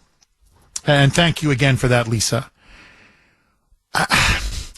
Look, obviously what Kuhner did was worse. I mean, you kill 2 people, you put 6 others in the hospital. The man is an absolute monster. He's a murderer. But what in a way scares you more? The fact that this guy would kill people in cold blood, randomly, at point blank range, or that a student would watch another student die or dying, bleeding with a gunshot wound, and be so cold and so uncaring and so callous that they videotape it. It's not even that they just walked by and I don't care. No. They stopped to videotape it for entertainment value. Sipping their coffee as they stand there a couple minutes casually, Oh, well, looks like, oh boy, looks like she may die, yeah. And then just walk away. Like, really, almost, what do you find more disturbing? I'm like, I mean, both have no conscience. Both are sick, twisted, and evil. One committed a crime. The other one didn't. One definitely took human life, which is infinitely worse, obviously. But I don't know why that second one is bothering me so much. And maybe it's because I'm thinking, how many other students are like that? Not that they would murder someone, but that they have such little feeling and regard for their fellow human being? Or they have so much hate for their fellow students that they wouldn't do a thing to help them? 617-266-6868 is the number. Look, I'm telling you, something has changed in our culture. No, I'm not doing the whole, I'm a middle-aged man now, right? I'm not doing the whole middle-aged fogey, back in my day. No, really. There's something wrong. There's no question there's something wrong. 617-266-6868. Agree, disagree. Jim in North Reading. Thanks for holding, Jim, and welcome. Good morning, Jeff. How are you? Very good. How are you, Jim? Happy Easter to you and your family. We're so lucky to have you, Jeff, honestly. I listen to you every day. Thank you, Jim. Happy, blessed Easter to you and your whole family. About them both briefly, if you give me a chance. But I think what's really happened is it's just the total end of what used to be called the nuclear family. We're the same age, Jeff. I'm 55. I grew up in a home with a brother and sister, two parents under one roof. They were engaged in our lives. They knew what we were doing. They knew what we weren't doing. And so there was accountability. And I feared the punishment of my parents more than authority of law or breaking a law. But about 30 years ago, both parents had to leave the house. They go to work in the dark. They come home in the dark. They don't know where the kids have been doing, what they've been doing. And so the kids they learned other things from things outside the home. It was a total desensitization, if you will, desensitized to responsibility. But with that came guilty parenting. In other words, the parents never said no to anything, never said no. So then became it was the sense of entitlement. So I think without a nuclear family and without parents being engaged in the children's lives, these things will inevitably happen. And since they happen so frequently, they've just become part of society. And it's, the news cycle is only 18 hours, and then you're on to the next. Like this will have a life cycle. We'll be on to the next thing come tomorrow morning or Monday or whatever it is. Be a different subject. We'll move on. I think it's the end of the nuclear family. I think it's real. By the way, the initial Black Lives Matter website on the front page said one of their goals was the end of the nuclear family. That's and right. They took that down. Yes. No, you're right. You're 1,000% correct, Jim. You're not 100, 1,000% correct. Black Lives Matter on their website, when they first began to riot and rampage and, murder and plunder and burn, said they wanted to overthrow the family. That was one of their key goals. Okay. But let that go to the heart of the issue. You are right. The breakdown of the family is what's causing all of these social pathologies. Okay, many of you, again, outstanding job by the audience, by all you listeners out there, Kuner Country. Many of you are talking about, Jeff, yes, it's the breakdown of the family. Yes, it's social media, the internet, how these kids are being reared and raised on the internet and iPads and iPhones, and it's basically replaced the parents. But there's an element here about parenting and how parenting has changed. And I want to read this. It's, again, from Mark on Messenger. Jeff, I believe it's the parents of all of these Gen Z kids that are afraid to raise their kids like they were raised because they're afraid that their kids will turn on them. Look, you see how kids talk to their parents today. They feel entitled to everything. And if they don't get what they want, they pull a temper tantrum. And the parents give in because they're afraid of their own kids. You know, I got to tell you, Mark, I agree with you. I completely and utterly agree with you. I am shocked because, you know, I hang out with Ashton and Ava. We go to the park and all kinds of activities. And anyway, long story short, interact with other kids and with their parents. I'm telling you, if I said 1/10 to my father or my mother what these kids tell their parents, my father would have smacked me, or my mother smacked me, I mean, right in the face. I mean, we wouldn't even do it because we knew we were going to get smacked in the face. It's just like, what are you, nuts? You want to commit suicide? No, just shut up. Don't say it. Whatever you're thinking, don't say it. F you. You're not my boss. You know, this is, I can't say it. This is bull, crap. Like, okay, come on, whatever. Hey, Jimmy, come on now. We got to go home. Oh, this is bull crap. I'm not taking this bull crap. Bravo Sierra. I'm not taking this BS. No, you're not my boss. This is, and again, I'm not kidding. This is effing bull crap. I'm like, what? I'm looking at this like, this is how you talk to your mother? And it's not, one here or one there. It's so common. And here, look, I'll just give you an example, okay? Ava had some friends over. She's a very gregarious kid. She's very social, loves to play with, a lot of friends, people on the street. Look, it's not the end of the world. I'm just explaining. I'm like, I can't believe how these kids talk. Forget to their parents. There's a kid, nice kid, or at least he was a nice kid, and he's playing with Ava. And so I tease him a little bit. Hey, how are you? Whatever.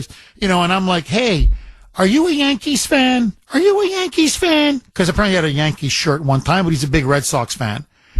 This is him. You better effing shut up, or I'll come over there and kick your effing ass. He's like an 8-year-old kid. I'm like, whoa, hey, what is wrong with you? Like, this is how you talk to an adult? A neighbor? And it's a very, I was teasing him in a very fun, cute, innocent way, and the way children talk to authority, the way kids talk to their parents, and a lot of it, you can tell, like with this kid, he just watches a lot of videos. So he's watching other kids use the F-bomb, say, I'm going to come there and kick your effing ass, and that sort of stuff, that kind of crude, vulgar language. So they think it's okay, it's acceptable, and that it's cool. And obviously, mommy and daddy aren't punishing them. Now, I'm not going to run to the, child's house and say, hey, you know what your kid called me? I'm just giving you an example how I look at the way children behave towards adults in general. And I'm like, ay, ay, ay. Ay, ay, ay. So, no, there's a big parenting issue. The kids are allowed to run wild. They're entitled. There's no sense of right and wrong. There's no fear. There's no fear. There's no respect for authority whatsoever. So they think they can do whatever they want and get away with whatever they want. And God forbid, if you take anything away from them, they throw the mother of all tantrums. As if somehow they're owed it. It's the generation, everybody gets a trophy. Everybody has to get an award. And if they don't get a trophy and don't get an award, then all hell breaks loose. Then they think they're justified to do anything they want. Lash out however they want. So, in the name of being tolerant and compassionate and have respect for diversity, what you're really doing is you're creating monsters.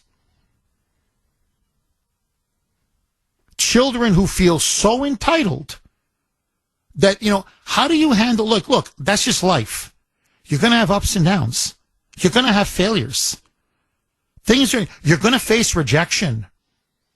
It's not always going to be winning, winning, winning. It's just not. Not everything is going to go your way. They can't handle it. They go crazy. They start to melt down. They go apoplectic. And they start to rage and fume and have this sense of utter, they're completely and utter, the indignity of the whole thing. And they're like, how dare I, whatever, not get an A on this exam? How dare this girl turn me down or this boy turn me down? Or whatever it may be. And so what do? Pick up a gun and start shooting people. There's a lot. It's complex. It's complicated. It's not just one thing. But I think Mark is right. Parents have stopped parenting. They're not your friend. I keep saying that to people. Your kids are not your friends. You're the mother. You're the father. As I always tell my kids here, not that they listen to me all the time, but let that go. This is not a democracy. This is a dictatorship, a benevolent dictatorship. Yes, it's not an iron-fisted, brutal dictatorship. We don't abuse our children, obviously. But what mommy and daddy say, that's what goes. That's it. I'm sorry. You may think you have a vote. You don't have a vote. Now, when you're older and you got your own home and your own responsibilities and you're all grown up, you run your house how you want to run your house. But mommy and daddy make the ultimate decisions. And that's the problem. Too many parents today raise their kids, I swear to you, like they're their best friends. Like they're all co-equals. They're not. Agree, disagree, 617-266-6868. Heather in Rockland. Thanks for holding, Heather, and welcome. Hi, Jeffrey. Thank you for taking my call. My pleasure, Heather. I wanted to comment on that last call you had. I cannot agree with him. He's 100,000, as you always say, 1,000% right. I think it's definitely the breakdown of the family system, the nuclear family. And I have said this for years. In fact, I talk to my mother about this all the time. Now, granted, let me just say something. My parents were divorced when I was 5. However, both my parents, they co-parented, pretty good. Like, if I got in trouble at school and I was at my mother's, my father would hear about it. I wouldn't get in trouble just by my mother. I would get in trouble by my father. Even though they were divorced, there was still rules and regulations that I had to follow. Do you know what I mean? I know exactly. And I feel, yeah, it wasn't like I said, because I would be at my mother's during the week and my father's on the weekend. And I would worry, oh my God, I'm going to get, and I was more worried about my father because he was a little more strict, but my mother told the line, believe me. And I see that all the time. I mean, if I talk to parents the way I see kids talk to parents, I wouldn't have a mouth left on my face. And I had a mouth. I do have a mouth, and I always got in trouble for it. And I don't see parents correcting their kids the way they talk to them now. And it's all about respect. You have to have respect for your parents. That's how they raised me. And just to prove your point, and Heather, you're dead on. You are absolutely dead on. If you don't respect your parents, think about it. How are you going to respect strangers? It just makes sense. So if it's F you and F off to your parents, how do you think you're going to treat, you're going to friends or strangers or people you meet on the street? And my parents, exactly what you're describing, that's my mom and dad. I feared my mother. I feared my father even worse. 617-266-6868. Okay, everybody now is weighing in on this. So my sister out in Tucson, Arizona, texted me on my phone, and here's what she told me, or what she wrote to me. Jeff, this happened to me once when the boys were young. A neighbor down the street came over to play with Matthew and Andrew. Those are my 2 nephews. This kid used foul language while talking to me. I walked the kid back home to his parents and told them what their kid said. I said if he apologizes and watches his tongue, he can come back to play. But I told the parents I am sorry, but we do not use that language in our home, especially with parents. So I texted her back. This was off air, just during the break, like 2 minutes ago. Jen, what did the parents do? This is what she wrote back. The mother and the stepfather told the kid to apologize, but in all honesty, they just did it to save face in front of me. These kids were left on their own. They don't really parent. And that's why I did not let my kids play with them. Now, that's another thing I've noticed. Parents don't parent their kids. Over and over and over and over again.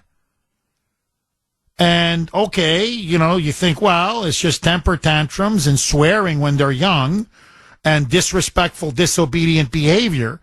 But when they become teenagers or college students or whatever in their 20s, then you start getting, let me videotape someone being shot and, bleeding to death. Ha, ha, ha, ha.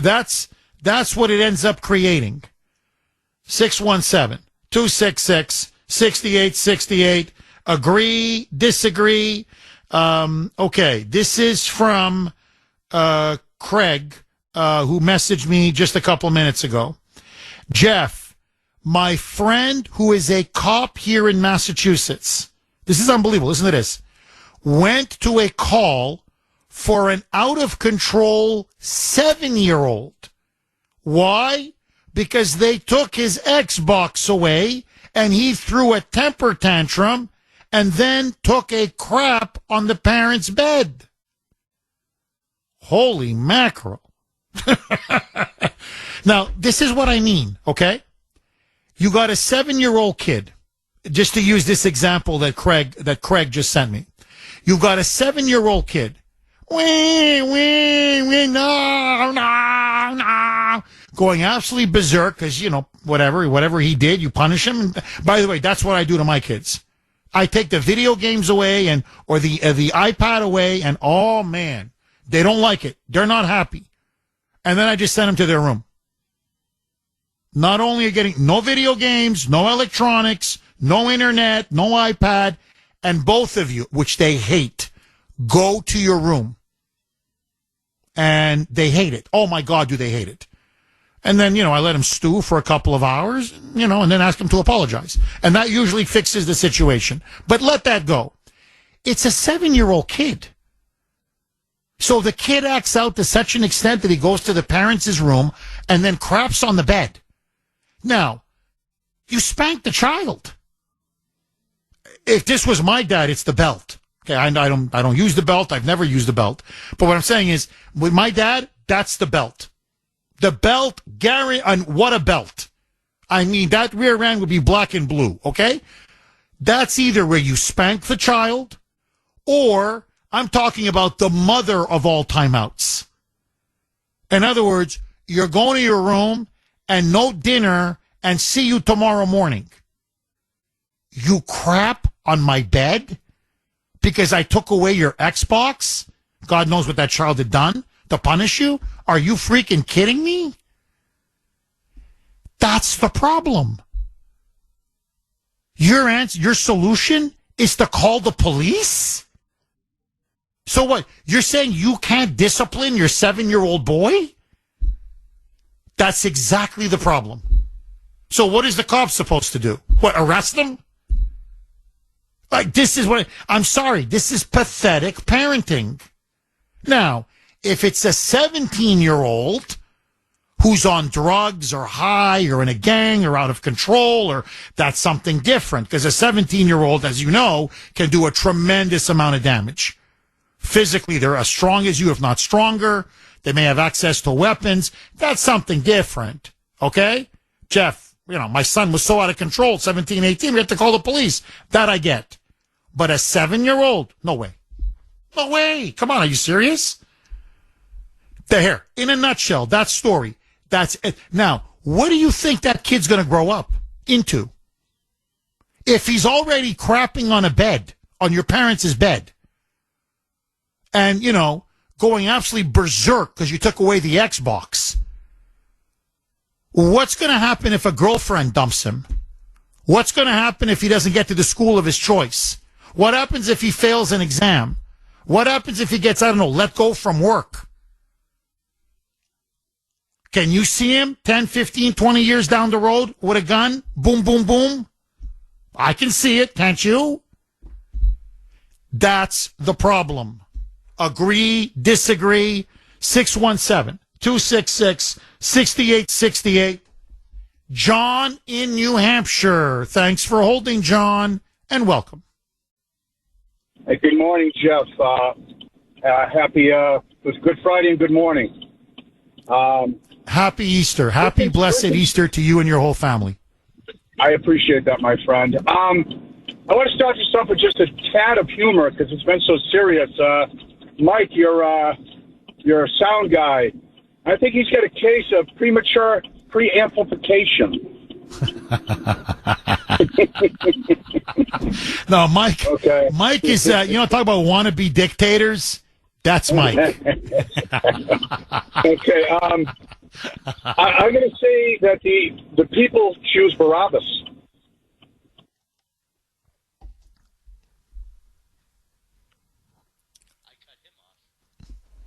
John, what? Sorry, Mike. Why did you cut John off? Just a mess. Look at this. Look. You want to talk about creating a monster? Look at this. Look at this. And by the way, John, I'm sorry. I want to come back to you. I was asking Mike off air. I swear. I said, Mike, were your parents strict on you? No, not really. I said, well, for example, when you got in trouble at school, what happened? Well, I wouldn't want them to tell my parents, obviously. I tried to work it out at school. But, my parents would take away my electronics, my video games. But that's okay, because then they would let me go out and play. So I'd play basketball or baseball with my friends. So it was all okay. And hey, look at this, John. Look at this. Look what we've created. So he cut you off. All I heard was, we want Barabbas. And suddenly I'm like, what happened to John? And Mike goes, well, I cut him off. I go, why'd you cut him off? Just to mess with him. Look, you see what I'm talking about? John, this is what I'm talking about. John, please start again. We want Barabbas. Please pick it up where you left off there, John. Thank you. I said the people chose Barabbas. We have fallen as a society where Luigi Mangione and Carmelo are victims and glorified. But people like this and the one who's filming the person dying, they're empty vessels. Their souls are dark. They prefer an Orwellian dystopia. One of your callers even said, hit the nail on the head, and said it's the legacy media and the Democrats, social media, you said. And lastly, and I believe this because that's what I studied in school, religion, that there's a lack of God. And that's why you're seeing this and the unmitigated hatred that we're getting from the left. It's stunning to me. It's stunning to me. And we fall in that front. But you know what? It's the Democrats who started this. When you start on gender and race with their great reset, because they knew money wouldn't do it, because Americans like the money, this is what they're going to run on. And that's why AOC and Bernie Sanders are leading to the hard left-wingers, for a chance to be president in 2028. But I think that's even more false because these people are not going to win. People see what's happening. And in 4 to 6 months, people are going to see how much this country is going to turn around. But it's going to take a little time because we were left a train wreck, if you recall, when Biden left. That's what I got to say. Well, you hit on many points. And John, I agree with practically every single one. And I think the root of it all, if you want to go right to the root cause, is the lack of God. The determination to get rid of God. And the left, to give them their due, to give the devil his due, they've succeeded. For all, not everybody, not everywhere, but for the most part, he's out of the schools. He's out of the public square. He's pretty much out of our culture. He's out of many homes. And this is what happens. This is literally what is happening in front of our eyes. And so it leads to the breakdown of the family, which eventually leads to societal breakdown, the breakdown of society. Look, to put it crudely, these are savages. These are savages. The Luigi Mangione is a savage. And by the way, you got Taylor Lorenz and others who are glorifying him. It's disgusting. This Carmelo kid out in Texas who stabbed that white boy right in the chest, and killed him on the spot over a stupid seat at a track meet? You stab somebody in the chest and kill him over a freaking seat? Are you normal? That man is that's a savage. This shooter down in Florida State, this Phoenix Ickner, it's a savage. The girl that's filming the poor, the other woman that's been shot and dying, that's a savage. And so we're becoming a society slowly but surely of savages. You see, it's everything what you said. We're being desensitized. It's all of that. But really what we're being decivilized. That's really what it is. Here, go back to that child. Think of this. You rant and rave and yell and scream to the point that you're driving your parents so crazy, they feel the need to call the police. And then because you don't get what you want, you go to your parents' bed. Think about this. And you crap all over the bed. That's a savage. That's a savage. That's pure savagery. That's, 10,000 years ago. That's what it is. And what, many people have said, it's not an original point. We take many things for granted. Civilization is very thin. The cords of civilization are very fragile, very thin. And it takes generation after generation after generation to build it up. But it's very easy to destroy. And that's what you're seeing. It's destruction. Everywhere we go, it's destruction. And that's why we've got to say enough is enough. And what I find most disgusting of all is to the left, it's all about the guns. Whenever there's a shooting, all they want are those guns. They want to blame the guns, ban the guns, confiscate the guns.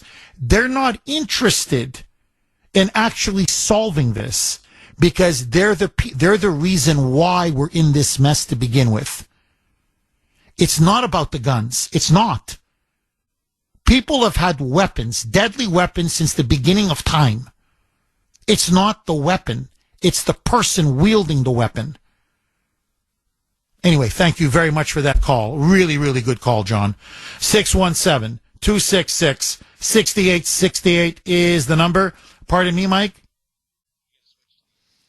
All right. So now, Mike, what are you now? Like the, no, really, what are you now? The grand producer, Mike? Like, say, boy, Mike, I think I'm going to start calling you King Mike. No, really. So Mike now says, this is what he said in my ear. Jeff, we have to pivot now to the aliens story. Look at Mike. What's next? No, really. What you want to take my kids? Well, what's next, Mike? No, really. You want to take blood out of my veins? I mean, what's next, Mike? All right, that's my cue. Okay, we're going to continue to take your calls. However, as we've been teasing all show, it is Friday. Let's have a little bit of fun. It's a big story. It's a big international story, and I'd love for everybody to weigh in on this as well. That's the theme song from the X-Files. And it's our poll question of the day. You're right, Mike. So, okay, so listen now to this.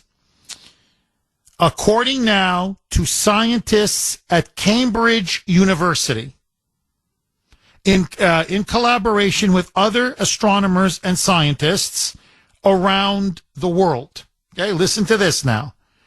They believe for the first time that they have come as close as possible to detecting extraterrestrial life. Now, here it is. Daily Mail was the first to break the story, but not the New York Times has picked it up. Everybody now. It's just every paper in the world has now picked up this story. So apparently now a team of astronomers now claim that they have found the strongest indication yet for extraterrestrial life. Now you may be saying, Jeff. Well, where? When I first heard it, something like, what, Mars? No, it's not even in our solar system.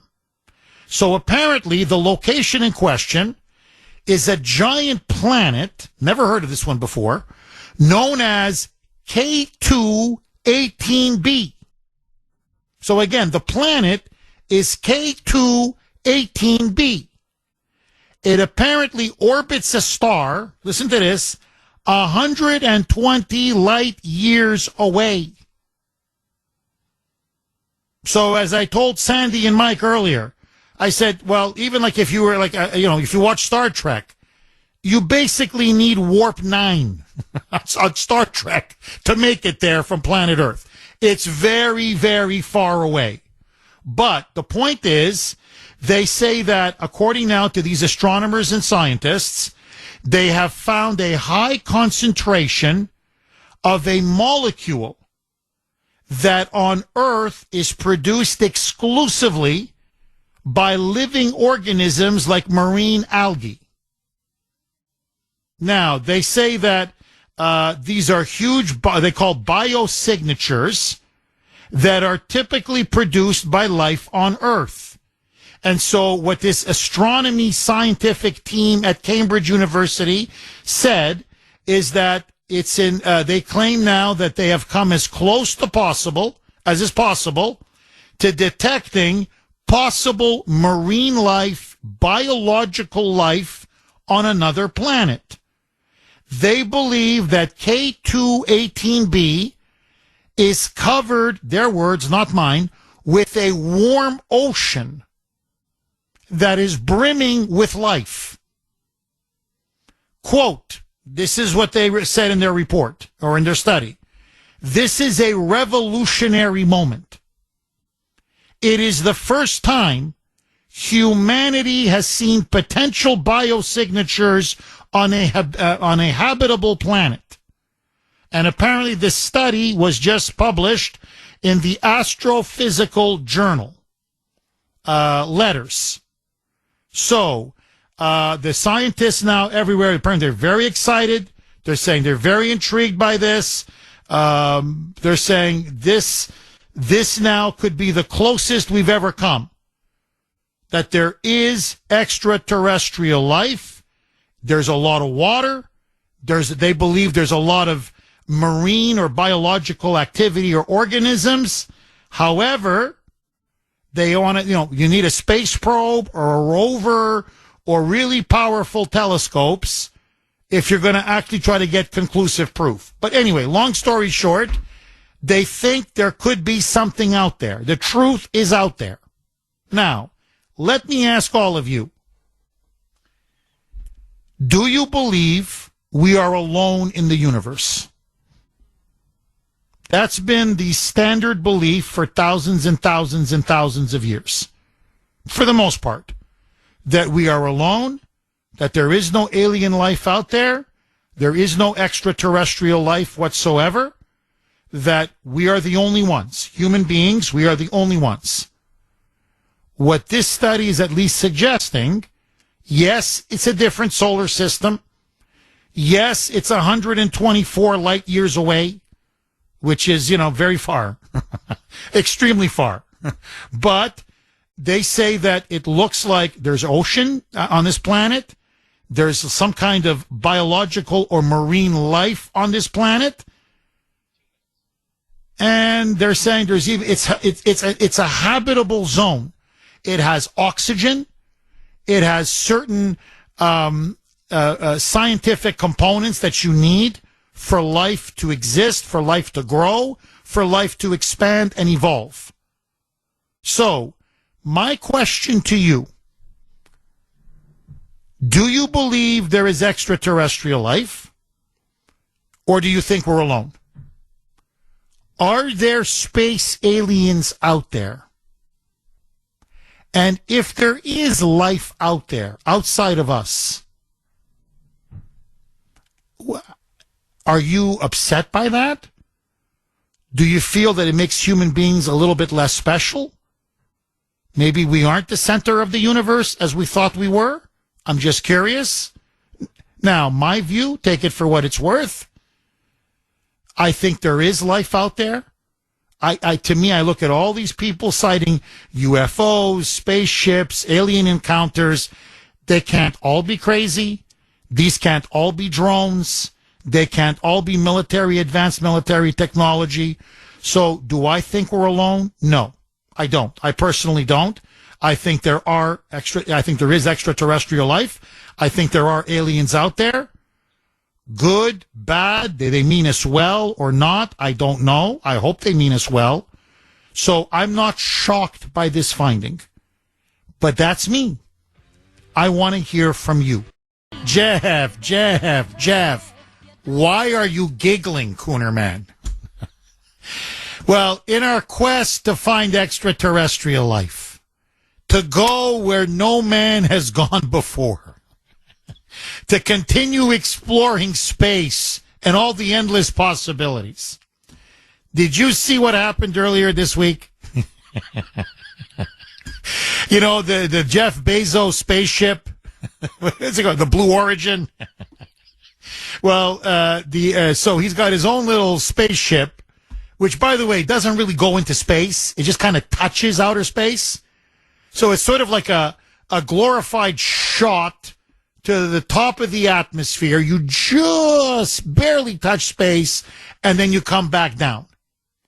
Well, they put together, quote unquote, an all-female crew to fly on this Blue Origin space flight. And, of course, part of the crew was the singer Katy Perry and Oprah's bosom buddy, Gayle King. By the way, along with Bezos' fiancée, Lauren Sanchez. So basically, it was a glorified celebrity roller coaster ride. Okay, on a spaceship, 11 minutes in total, from takeoff to touching down. So basically, you shoot up into the sky, you touch space, and then you come back down. That's it. 11 minutes, start to finish. Okay? The media and Gayle King and Hollywood and Katy Perry, I'm not kidding, are trying to turn this into one of the greatest achievements in space exploration in history. And I'm not kidding. Perry and Gayle King are insisting now they're astronauts. They're astronauts.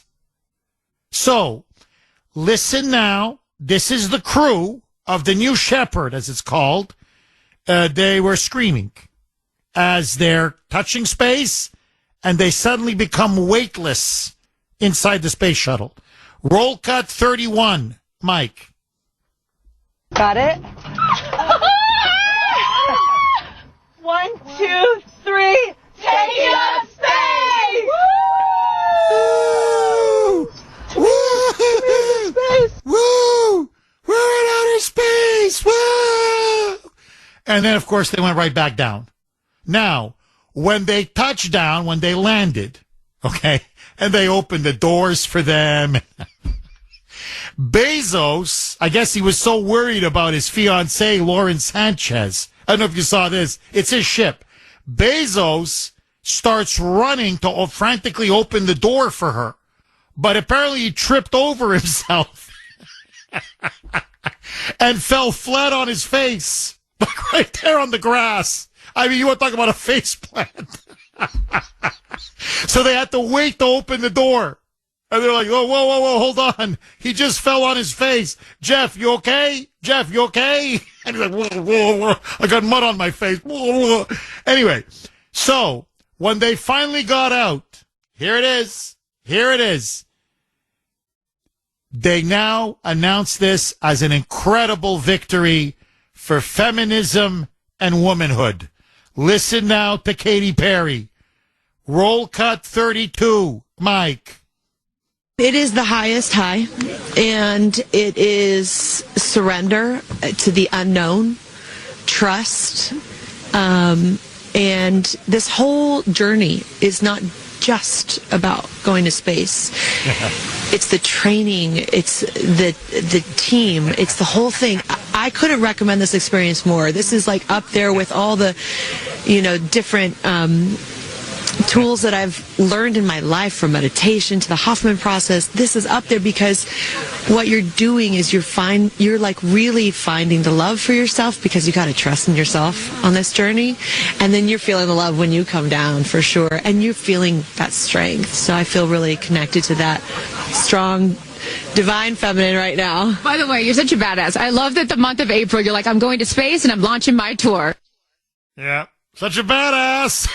I feel connected to that strong, divine feminine. These are gazillionaires who took a joyride, not even into space, just barely touching space, 11 minutes and came back down. Now, they're very angry. I'm serious. Katy Perry, Gayle King, they're furious. Why? Because they're not being recognized by the public as astronauts. So listen now to Gayle King. She's really offended and said, hey, no one said Alan Shepard's mission when he went, how many decades ago. Alan Shepard basically tested one of the earliest space shuttles and rockets. It could have blown up at any time. He was the first American to actually go into outer space, put his life on the line. By the way, he also went to the moon later. He's one of the greatest astronauts in American history. Listen now to Gayle King. Roll cut, you got to hear it to believe it. Roll cut 34. Mike. I don't like that people are calling it a ride. A ride, you never see a male astronaut who's going up in space and they said, oh, he took a ride. We actually duplicated the route that Alan Shepard did. That's why it's called, this particular capsule is called the New Shepard. We duplicated that route. No one said he took that ride. Yeah. It's always referred to as a flight or a journey. So I feel that that's a little disrespectful to what the mission was and what the work that Blue Origin does. Well, very misogynistic. All right, so let me ask you, it's the Kuner Country poll question of the day. Would you describe the all-female crew on the Blue Origin as either astronauts or tourists? Okay, we're going to go right to your calls, but first, joining us now, as she always does at this time, she is the co-founder, president, CEO of Kelly Financial Services, and yes, that is her wonderful name, Kelly. Kelly, how are you? Good morning, Jeff. I am good. Sometimes early retirement can happen sooner than expected. Whether it's by choice or not, it comes with big questions. Do you have enough saved? How long will your money last? What about rising healthcare costs or market uncertainty? That's where a fiduciary financial advisor makes all the difference. At Kelly Financial, our advisors are fiduciaries who are legally and ethically obligated to put your best interests first. We will help you build a personalized plan, one that balances your lifestyle goals with real-world financial planning. So if you are planning for early retirement or were forced into it, don't just hope for the best. Give us a call or email kelly@kellyfinancial.org. Jeff, I will continue this conversation with our Kelly advisors tomorrow morning at 9 a.m. on Safe Money Strategies Radio. Do tune in or go to our website for our radio rewind. Jeff, have a wonderful and blessed Easter. My best to Grace and the kiddos. Kelly, happy Easter to you, the whole family, and everyone at Kelly Financial. If you want to still attend those classes, they still have a couple seats available. 888-800-1881. Call 888-800-1881. Or if you prefer, you can email Kelly directly, kelly@kellyfinancial.org, kelly@kellyfinancial.org. So, just to repeat the Kuner Country poll question one more time, it is sponsored, as always, by Mario's. Mario's quality roofing, siding, and windows. Is the all-female crew, or are the all-female crew on the Blue Origin spaceflight, are they astronauts or are they tourists? They are telling everyone they want to be noticed and recognized as astronauts. To me, that was a joyride. These are very wealthy gazillionaire tourists who are, I guess, bored with life and have nothing else better to do. But that's me. I want to hear from you. A, they're astronauts, Jeff. B, they're just tourists, maybe wealthy tourists, maybe multimillionaire tourists who can afford this, but still tourists. You can vote on our webpage, wrko.com/Kuhner, Kuhn as in national ER. If you prefer, very active on X. You can vote on my handle on X. My handle is @the Kuhner Report, all one word, @the Kuhner Report, Kuhn as in national ER. And let me just add this because I'm going to shock you. Get ready, brace yourselves. I think I have found the only person in America who has never seen a single episode of Star Trek or any of the Star Trek movies. Mike. We were off air, and he goes to me, Jeff, you really think there's life out there? I said, Mike, I've watched every episode of Star Trek. I've seen every movie of Star Trek. I watched the X-Files. I've watched Star...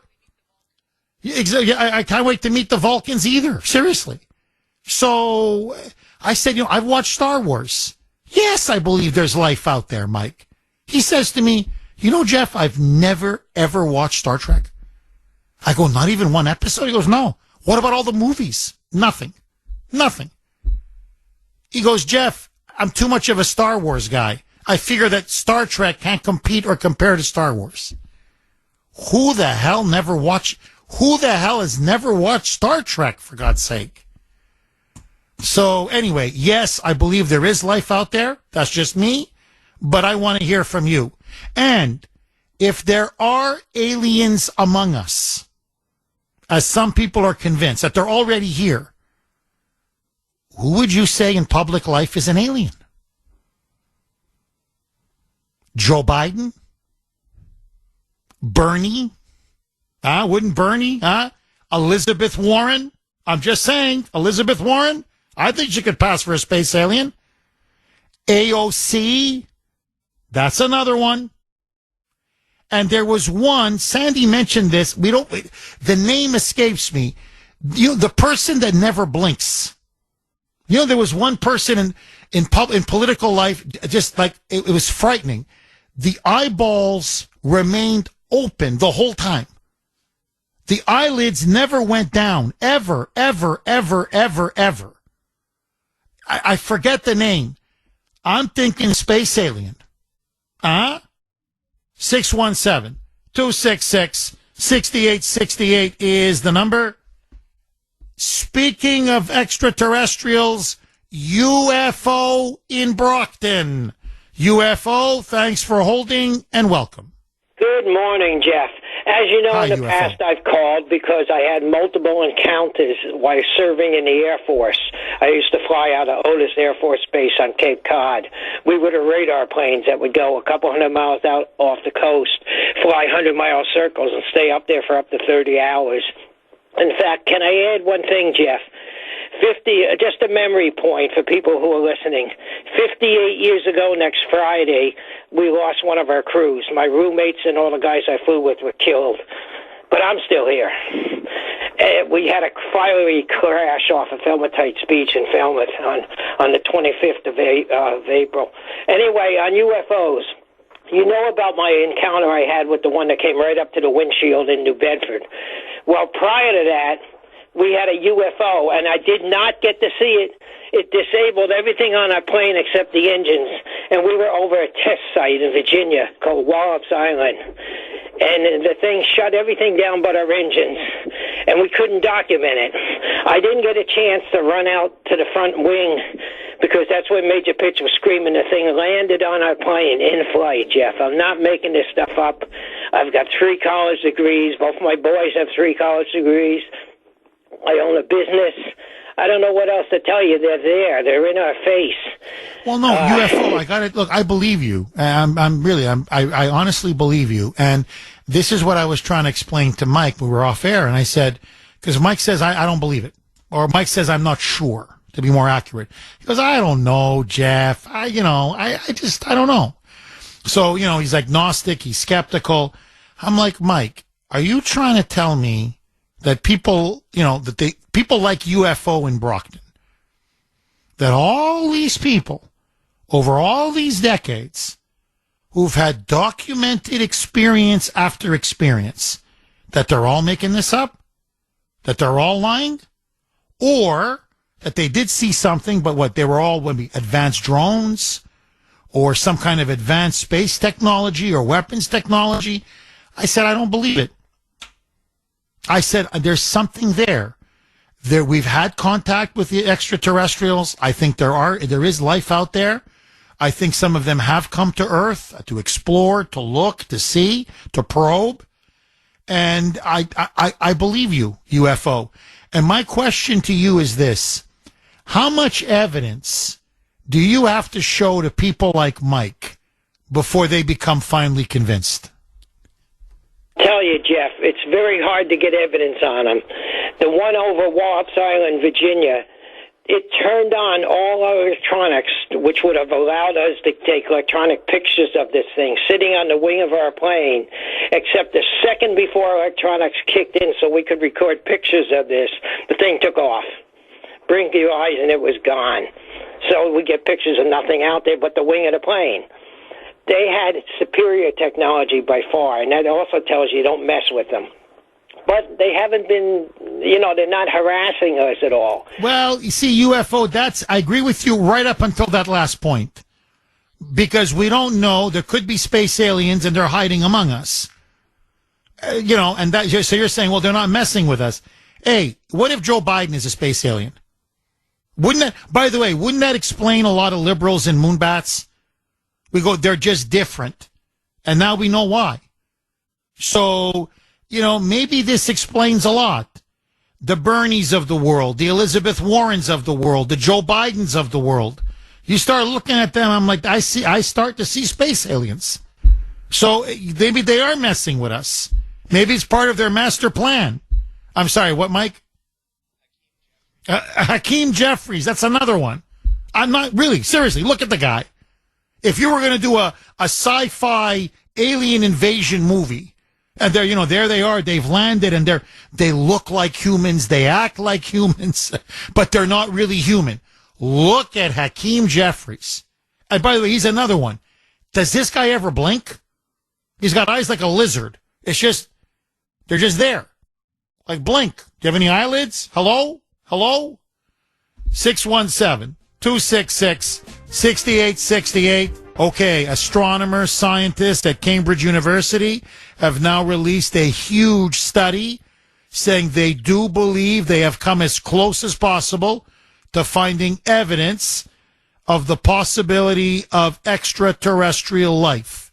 It is on a planet 124 light years away in a completely different solar system, but they say that planet has a warm ocean, and it appears that they have some kind of marine life that is now there, growing and evolving. My question to you, are we the only ones in the universe, or do you believe there are space aliens? And if you do believe there are space aliens or extraterrestrial life, have they arrived? Are they already here among us? And who do you think is a space alien? 617-266-6868. 6868. Dave in New Bedford. Thanks for holding, Dave, and welcome. Thanks, Jeff. On this scientist finding a primordial ooze on some giant planet off in some other solar system, you know, they make a big hup-to-do about it, but I didn't hear them making a big hup-to-do when they studied the Shroud of Turin and were able to determine that the light that made that shadow, the force, whatever, was greater than all the energy we produce here on Earth. And they proved that it was the resurrection, not the resurrection, the burial cloth. And as far as these aliens go, it's, you know, it's more like they're fallen angels. The ones, you know, you see all these little green men pictures, you know, you see all these photos and stuff. And, you know, there's no body of little green men with eyes. These things we're seeing are they the fallen angels? And they're getting their butt kicked out of heaven by Michael and his angels right about now. And remember what it says. Whoa, whoa, whoa. That's 3 woes for the devil and his angels have come down to you, and he knows his time is short because they're getting their butt kicked by Michael and his angels. And they're going to show up here, then Lucifer is going to get his butt kicked out of heaven, and he's going to land on earth and claim to be, oh, I'm the Messiah, I'm here to save you. And, you know, he's the false Christ. And so they don't ever want to touch anything close to the truth in the media. You know, they have. That's a very good point. I never even thought of it that way. But no, you're right. You're absolutely right. Whenever there's a major religious discovery, you know, and you mentioned the Shroud of Turin, but there are many, many others, nothing. Complete silence. But when it's about space aliens or extraterrestrial life or you name it, I mean, this story, when I say it's everywhere, man, Dave, it is everywhere. Dave, if you had to pick one person who you think is a space alien, who would that be? Well, you know, they don't look like us as much. Well, they do because they're in. Biden, right? Wouldn't you say Biden? Wouldn't you? I mean, to me, the first person I'd say is Biden. Would I mean, I don't know. Agree? What do you think? To me, the guy looks like a space alien. Say Biden, but he's just too wimpy for that. You know. Dave, thank you very much for that call. Chip in Marshfield, thanks for holding, Chip, and welcome. Morning, everybody. Happy Good Friday. You know, Jeff, I wanted to talk about this for a minute. As far as if aliens exist, I don't know if they exist, but we have to start counting on our trained military advisors who have seen these things, whether they're pilots, you know, the observers, the trained observers on ships, you know, in the Air Force, because there's two top people. One of them in the government, his name is Hal Puthoff, Putoff. Look him up. He's the #1 scientist, and he's involved heavily in this. There's a big issue going on that they're able to somehow morph space-time, so they're not really in our universe, but they're here. And this has been going on for a while. There's a book called Imminent, and it's by a gentleman that used to work at the Defense Intelligence Agency, one of the top guys, Louis Elizondo. Take a look at his book, and take a look at a story from the 70s in Colares, Brazil, Colares. They had spaceships and orbs floating around a community of 10,000 people for a year and a half. And these were trained observers from the U.S. and Brazil in military that experienced this themselves. It's never been brought out public. But the thing is, to think that we're the only ones in this creation of God, I think is a little arrogant. And I really believe somewhere out there, like you said about life on this planet 120 light years from Earth? It's not impossible. It can be found anywhere. They said there was life on Mars in the past. So I have a tendency to believe it. I'm a lot older. I'm a skeptic, but I do a lot of research now. No, I hear you. No, look, Chip, I hear you. Look, and really, all kidding aside, I'm joking about Joe Biden and Hakeem Jeffries and Elizabeth Warren and, Bernie Sanders. But, all kidding aside, I think you're right. Really, I think it is an arrogance to think we're the only ones. Why would we be the only ones? God has created a beautiful, vast creation. And, we're very privileged, obviously. To me, human life is very precious. It's invaluable. I think it's one that, it's got immense value and dignity. But, I think there's other life out there. And I think I wouldn't be shocked if there is other life out there. And the other thing is, you look at our government and they have all of these classified files on UFOs and extraterrestrials. Why? And so they have been hiding from us. They've been hiding a lot from us. And I think this should all be opened up to the public. Enough is enough. Enough with the lies and the secrets. But that's just me. Thank you very much for that call. I really appreciate it, Chip. Oh, I wanted to squeeze one more in, but I ran out of time. Okay, how much time left, Mike? All right. Have a happy, blessed Easter, every single one of you. And I'll be back on Monday. Bye-bye.